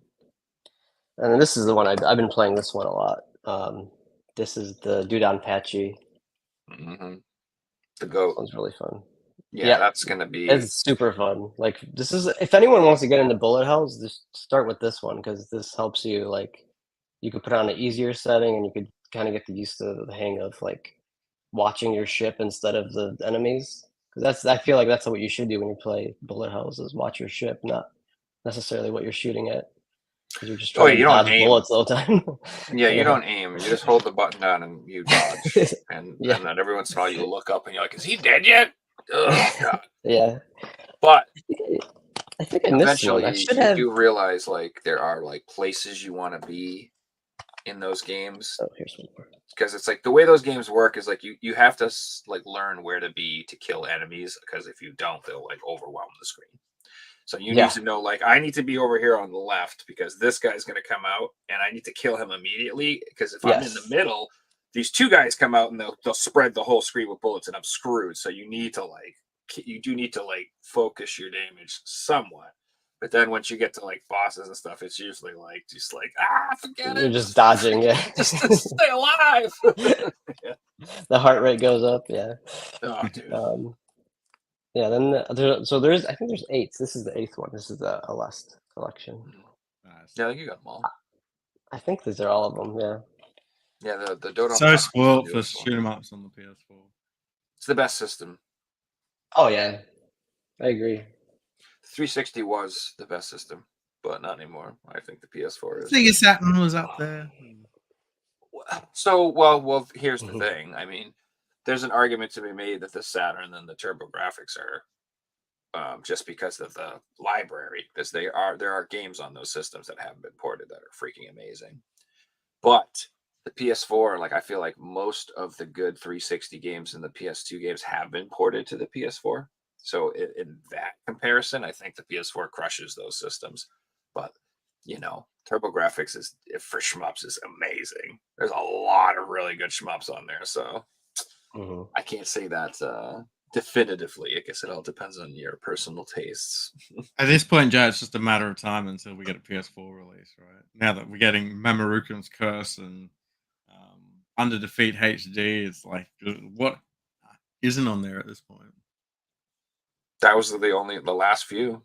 I mean, those are like PS3. The real. It was Katsui, Momos, and Under Defeat, and Caladrius Blaze. They redid Caladrius. So that's like all of them have been ported now.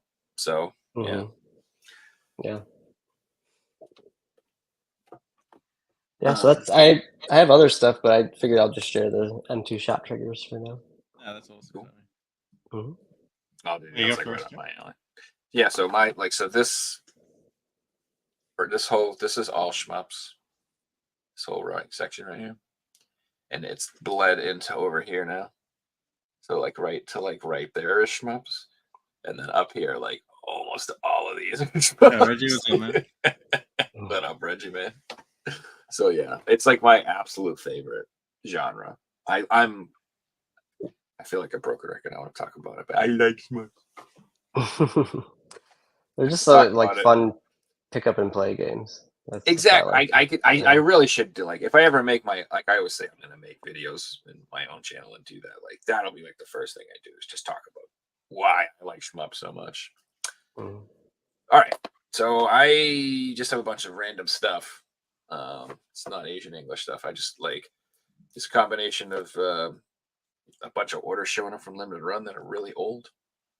So I got, well, here's the first thing I picked up. This was only $20 at Walmart. So I got a War Ragnar because for $20, that's the price point that I'm looking for. So like I said, I always like I'm big on being patient and just waiting for games to be cheap. And so I grabbed this. Although there could be like a better version coming out soon, but I wanted the PS4 version. And yeah, $20, not a bad deal. Walmart. I think it might be on sale still. If you guys are interested, I just bought. It looks like it looks like the upgrades on there too for PS5. Yeah, the PS5 upgrade available. Yeah. Nice. Yeah, I when there's a difference between a 4 and a 5, I almost always get the 4, usually. Mhm.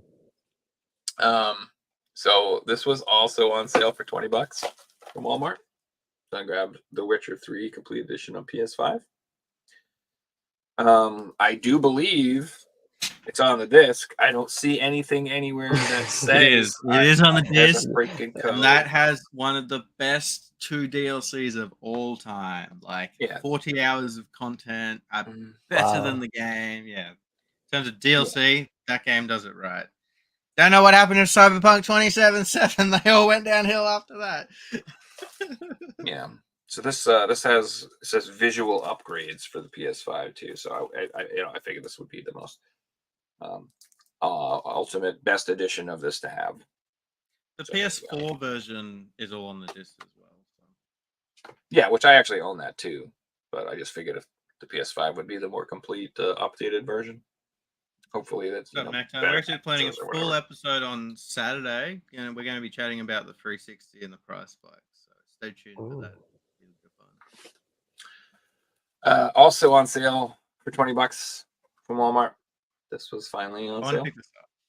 Is this the original game, or is it remade, or what is it?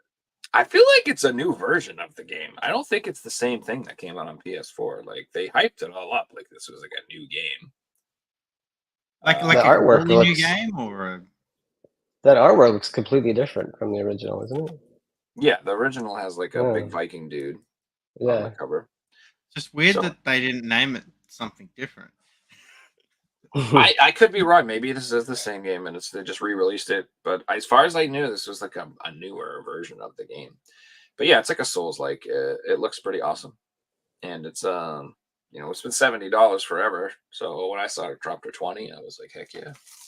The original Yeah. one came out before Dark Souls 2 was out, but it was before Dark Souls 3, before Bloodborne. There wasn't really many games in the genre.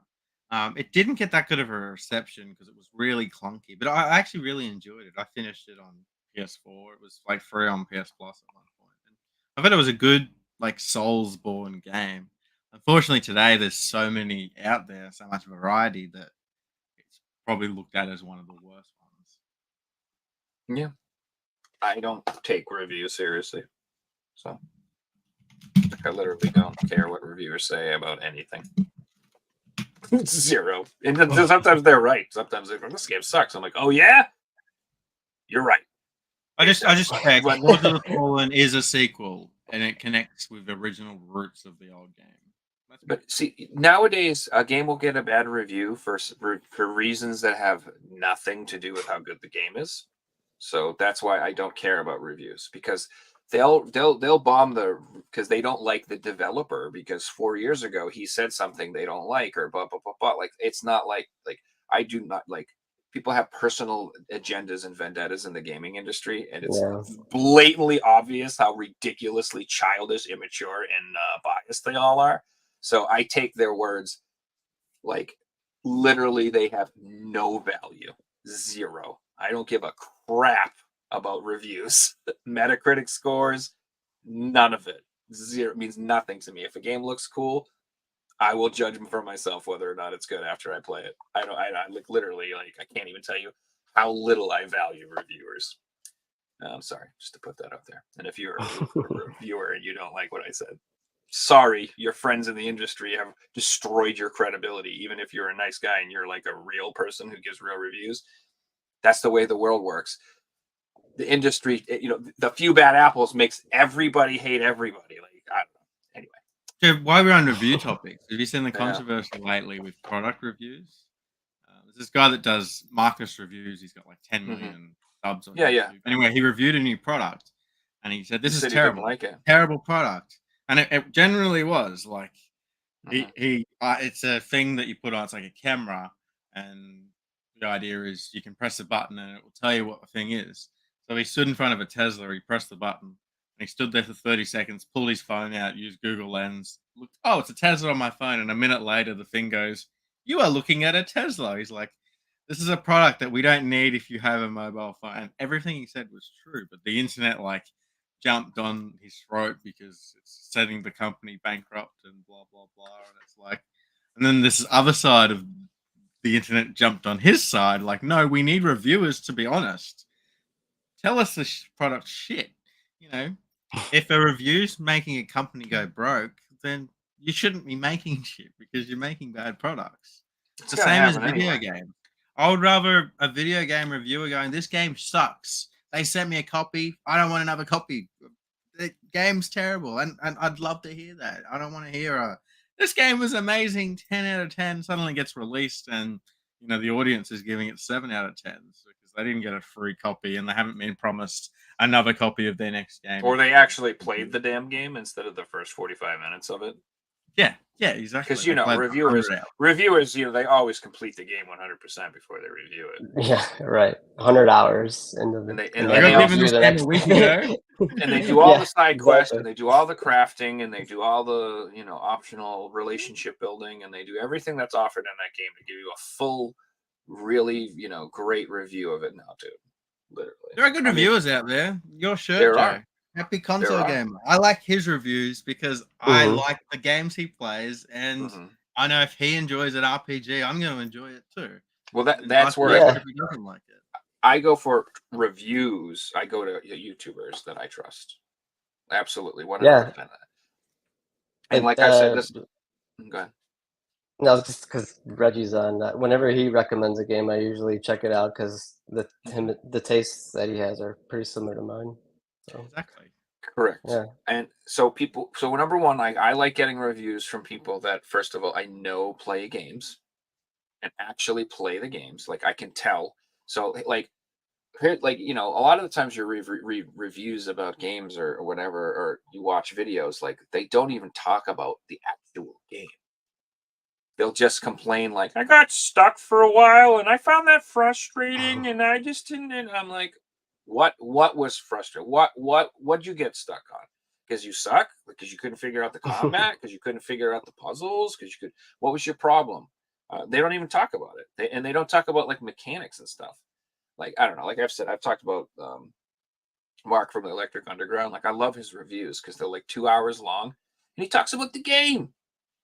And he's like, "I really like the inventory system. I don't like this thing. I like how you can do this dodge mechanic. I don't like how this works. I don't like how if you're fighting more than 3 things, you can't use your kick techniques, or you can't, you know what I mean?" He talks about the game, the actual mechanics of the game, which, as someone who's a nerd who actually plays games, I'm interested in knowing about the game.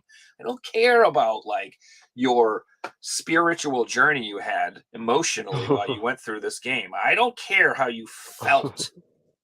Like, I don't care if you like your fifis, you cried at the end. Oh, great. I don't give a shit about any of that stuff, dude. Like, I care about, is the game fun? Is it a good game? But like, again, like, I feel like we have a lot of people who make games and who play games and review games who don't like games. They want to be in the movie industry, but they also happen to play games occasionally. Like, they want movies that are of games like built into them, as opposed to games that might have some story added to them, which is what I like. I'm like an old school gamer. Like, I like games that, like, the 99% of the time I'm playing a game, and then there's some story peppered in. I don't like 30-minute movie sections. I don't like games that are all guided movies or use quick time events and stuff. Like, Oh yeah, the Metal Gear for PS3 when I was playing that one and I got to my first like 30-minute cutscene, I was like, I can't do this. Like, I'm just sitting here for 30 minutes watching this cutscene. I want to play. Like, yeah. So this is exactly what it is. I will watch a cutscene until I'm bored, and then I'm skipping that mother. And if you think I'm reading and watching all of the voice acting of all the side quests, you're insane. Like, I've been playing Final Fantasy VII Rebirth, and like, I will watch the main stories, the main cutscenes and stuff like that. But any quest giver, I'm like, skip. I don't care.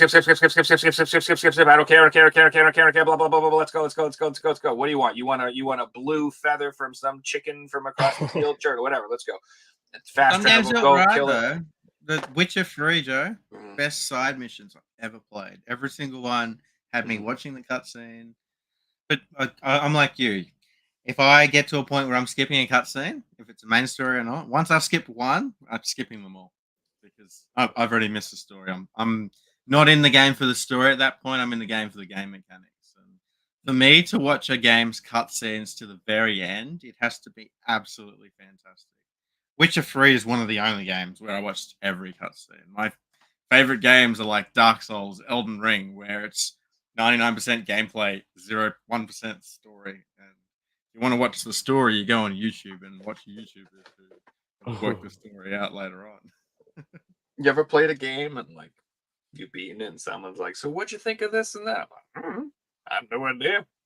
I skipped all of that. I have no idea. I remember none of it. I remember I got that sweet sword, dude. You remember that sweet sword? Yeah, that thing was sweet. Like that's what I remember. I don't remember Right. half the stuff.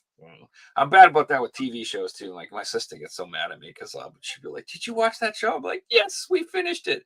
She'd be like, "What'd you think about Hank?" I'm like, "Who the hell's Hank?" She was like, "The main character." I'm like, "Oh, I don't know."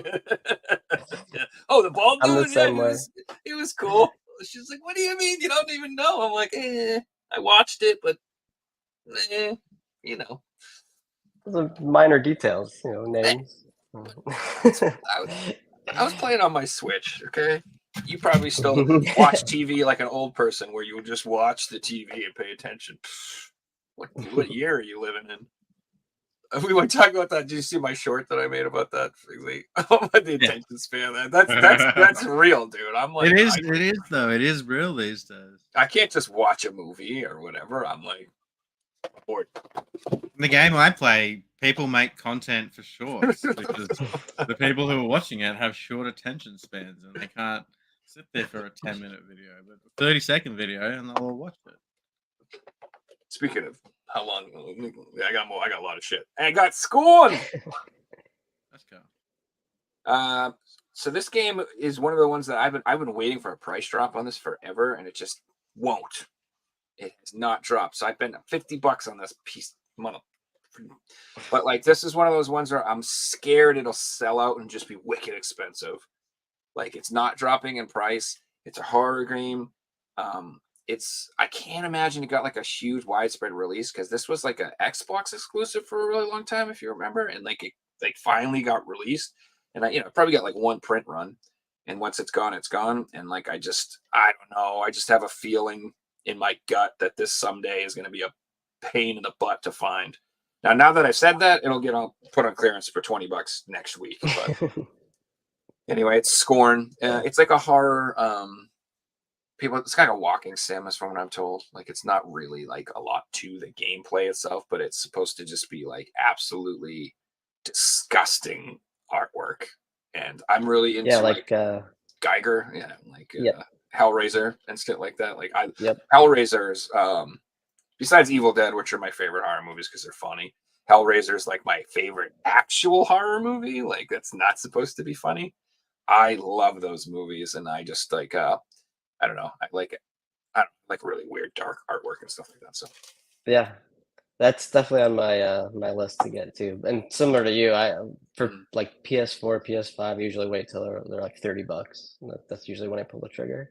But yeah, that one I have not seen going down since it was released. I'm just because some games they do get cheap, and then some games they're just sold out. They just get more. Switch especially. Like I've completely I do not sit on Switch at all. I do not wait. Maybe third-party games I will. Like I'll wait. Like I waited for Prince of Persia to go down a little bit, stuff like that. Yeah, Ubisoft. Yeah, you wait for Ubisoft. Yeah, but you don't wait for NIS America. You wait for Ubisoft. No, you don't wait for Idea Factory. Even Nintendo, their games don't get cheaper. Like a Mario game comes out, it might get $10 cheaper in a sale, but that's about it. Breath of the Wild still $70. Yeah, I just spent 40 on 7 years ago. Well, speaking of which, I got this because I was hoping it would get cheaper, and I got it for 40. It's a fun game. So that's probably as good as it's going to get for a new sealed first-party game. It looks really great. Looks great. I love Kirby. That's a simple, fun game. That's just a nice distraction. That's a fun game. I played through that. Well, yeah. So this is one that my girlfriend was watching some streamer play, and she's like, "I think I'd actually play that. That looks really cute and really fun." I'm like, "Okay, I'll get it." And you never know. Kirby games can be expensive. Like this, the 3DS ones. There's a couple that are worth a lot of money. So who knows? But yeah, it looks fun. $40.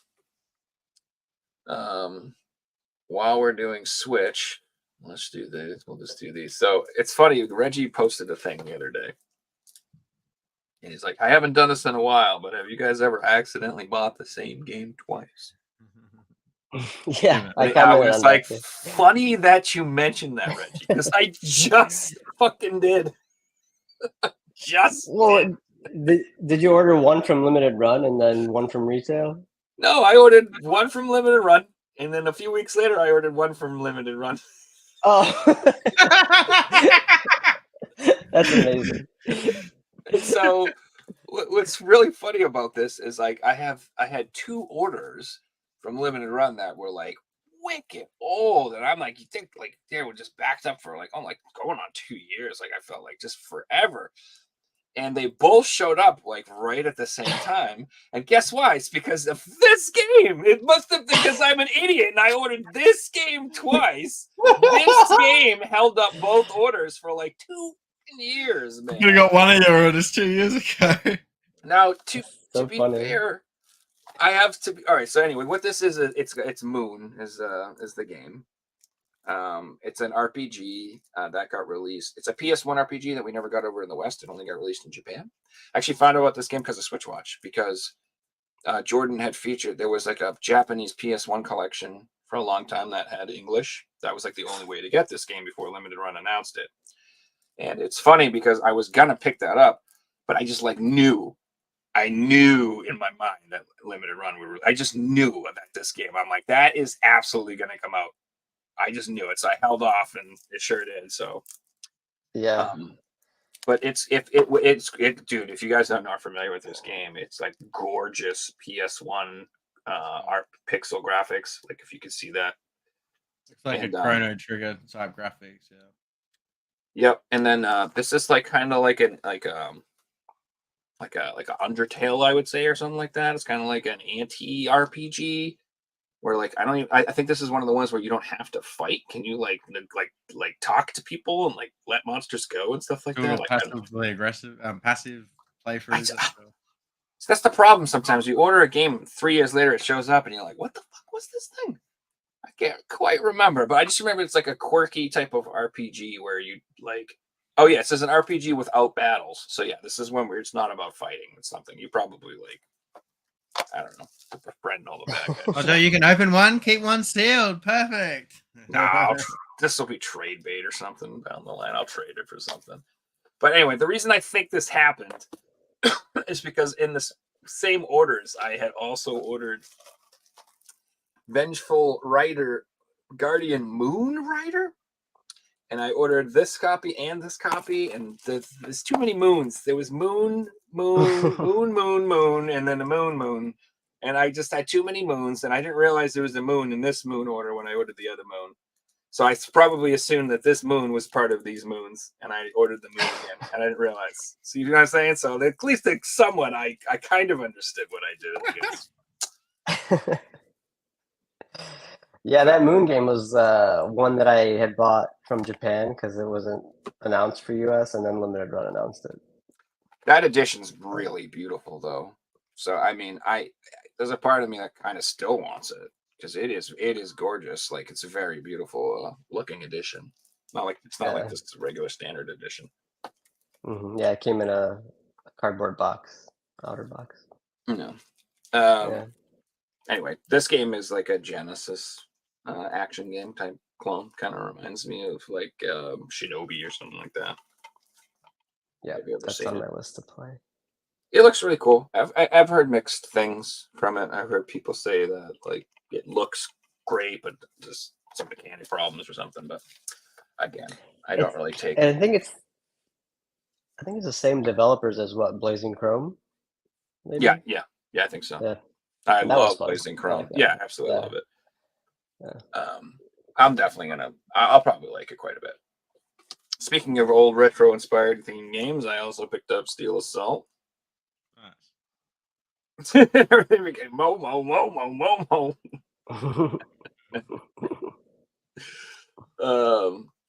This is another 2D retro inspired action game. Looks like a Genesis Super Nintendo type thing. One thing I thought was kind of neat about this game, though, is it forces 4:3 ratio. You can't play it in 16:9. So you put it on the TV and it puts you in a 4:3, which a lot of people bitched about. But I'm like, no, that's proper gameplay. Like when I emulate games, I never ever use any of those stretched mechanics or fill the screen. I mean, bleh.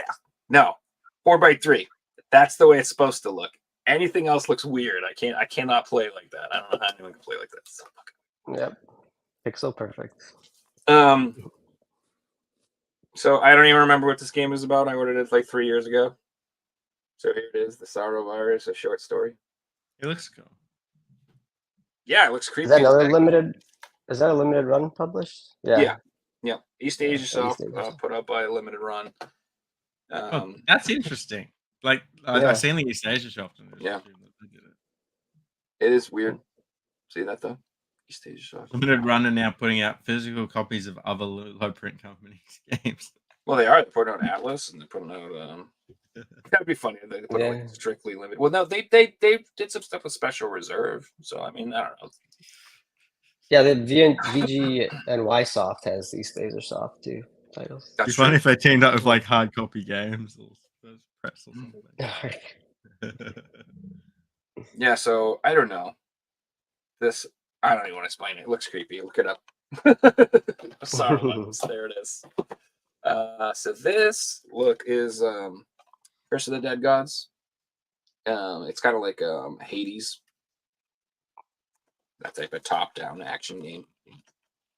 I wouldn't call it a Diablo. I'd say it's more like Hades. But I heard it's really freaking good. It's got awesome reviews. Everybody says this game's really fun. I think I might just buy it on my Steam Deck and play it, to be honest with you. And I got my man, David Hasselhoff, on a game. Yeah, baby. Had to have this in the collection. Like, Won't you get in my car? Yeah, where is it? Hold on. So this is actually the prize of my collection. This is actually from Will, the old host. He made me this and sent it to me. My David Hasselhoff SingStar. So this isn't an actual real game, but it deserves to be because it's the greatest thing I've ever seen in my fucking life. And so I don't know. This actually makes me very happy because now I actually own a game that has David Hasselhoff on it for real. Like I'm very, very like these are going like I'm gonna like make a little stand and put a glass case and put a little light on it. You know what I mean? And then I'll get like a American Baywatch flag or something. No, I'll get like a buoy from Baywatch, like that big orange thing. I'll get him to sign that shit and I'll put it in there with these, you know, something like that. I was confusing him with Bruce Springsteen. My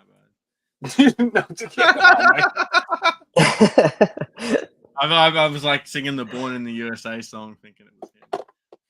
Everybody knows David Hasselhoff smokes Springsteen when it comes to music. Okay. No American. Nobody. Dude. I like David Hasselhoff's music. I'm a fan. Legit. I'm a real fan. Anyway, I got an Evercade cart. I picked up Demons of Asterberg and Astabros. This is just a great deal. It's like $20. These games are like new, again, 16-bit, kind of like Genesis style action games. And if you want to buy them on the Switch, they're like $30 a pop. And they do have them on the Switch. So if you want to pick them up on like modern consoles, they do have these on the Switch. But it's only $19.99, baby. You get both games. They just announced the Tomb Raider trilogy for the Evercade. Oh, yes. I'm super excited about that. So they announced a new console, the VSR, and then the handheld, the EXPR. And as far as I can tell, the hardware is the same. So it's not like a more powerful system. It just looks different. So that's that. And then the handheld, it's missing the Capcom games that come pre-installed on it. That's the only difference from the old unit. It's cheaper. So anyway, you want to jump into it, you can. What I'm really excited about too is they announced they're coming up with a Tate mode grip for it. So like before, if you wanted to get like a grip to hold it sideways, you have to like get like a third party 3D printed one from Etsy or something like that. But now Evercade is actually releasing a grip so you can turn the unit sideways and hold it sideways and play shmups. So really excited about that. That's going to make it a lot easier. Because that's what I bought it, is to play shmups. But I got big freaking caveman hands, and the thing's tiny, and it's really Tiny, yeah. it freaking hurts your hands to play. Like, I can't play the 3DS without a grip because it's too small. Like, my hands hurt physically. So, all right. Now my last pickup, I've already shared it off, but yeah, dude. Let's go! I'm so excited for this, dude. So like, I got my Atari Mini 400, and I've been playing like tons of old 8-bit Atari games, and I've been having lots of fun and looking that up. But like, while I've been doing that, I keep coming across information about Commodore 64 because this is like a competitor for the time period, and like this has a lot of the same games, but like it looks cooler, like the graphics are better or something like that. Like, or this so like, I don't know. These were on sale for Amazon. They're like $40, dude. So I was like, well, $40? Let's go. I'm getting that too. So I'm gonna load that up with games, and then just because life is funny like that. 8-bit though just announced hold on. So I got this retro, like Famicom looking keyboard for my Atari. That's cool. And right after I bought this, like 2 weeks later, they announced they're coming out with a Commodore 64 version of this. So it's like the same idea. On a regular PC, right? Yeah, it's just a mechanical keyboard, but it's like retro themed, and then it comes with like a set of like buttons like you can use to play keyboard games with. So the Commodore is going to be the same thing, but it looks like an actual Commodore 64 keyboard, and then it comes with those buttons, and it comes with like a little joystick to play games too. So super cool, dude. But yeah. So I want to ask where everyone can find you on social media. You could find me on Instagram and same handle, Instacritiq. Yeah, I've got the link in the description, guys. So be sure to go and give Tony a follow. His Instagram's got some amazing stuff on there. You've practically your entire collection on there at this point, right? Yeah, I was putting my pickups every week on there for a while. And I kind of stopped this year, but I'm still trying to like share more like of me doing achievements or beating old retro games and stuff. So I'll just get back at it. I'm sure. I was doing a lot more photos years prior pickups, but Instagram was better in years prior as well. Your friends don't oh seem yeah. My Instagram grew from 0 to 1700, and then it just stopped at 1700, and that kind of happened when Facebook bought them and the algorithm kicked in, and that was it. I went to 2,000 followers in 6 months, and then from 2,000 to 3,000 was like 10 years. Yeah, it's so crazy. And I didn't change anything. They changed. Yeah, they made it pay to win, basically. Pay to win in social media. They've done that to everybody though. Like, it's like, I can't even. How many YouTubers have you seen over the years that were steadily growing that have just completely stagnated over the last 3 years? So many and like these people, like the content's not getting worse. It's not anymore, and that they're not getting subs anymore. I don't buy it. Twitter is still, you can put a post up. I put a post up yesterday, and it's got 50 likes, and I'll put other posts up that get none. So it's, if you put up a decent post and people see it, it can get some decent traction, and like thousands of people have seen the posts. And it was about a video game, and one of the devs even liked it, which was pretty cool. Joe put a video up the other day, and it blew up on Twitter. Yeah, I put my short up about sloth. Dude, I have been having so much fun making shorts. So I don't know, this is a new hobby of mine, but like, it's like I could take the stupid stories I tell on the podcast and then like edit in the even stupider crap to make them even stupider. This is awesome. It's almost like I could like display the fucked up imagery that's going on in my head while I'm talking, and like kind of like express that to you guys, like what I'm seeing. I'm having a lot of fun. So if you guys haven't subbed to me on on the socials, on the web, on the interwebs. I'm doing it. I'm putting them on Instagram and X, and they'll be on Figsy's channel too. I get it. Well, we'll talk about that later. I'll make that drive for Well, us. guys, we might leave that one there. Tony, thanks so much for joining us, man. It's been awesome to chat Thanks. to you. Yeah. That was a lot of Thanks fun. for We don't having see you me. on Instagram. It'll Yeah. be on Switch Watch on YouTube, or I'll definitely see you around. And good luck on that complete Nintendo Switch worldwide English set. Yeah, it's gonna be a fun one and a long one. I'm sure you'll be Yeah, able thanks to for having me. continue.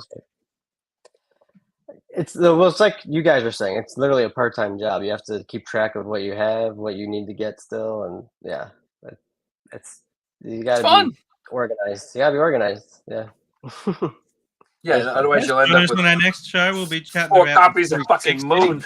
Prices are going Yeah. through the roof. That's quite interesting. The 360 still is on its way down soon. And games are already unplayable, and there's a lot to cover in that. And until then, happy hunting, and we'll see you guys in the next one. Peace. Night, everybody. All right. Bye.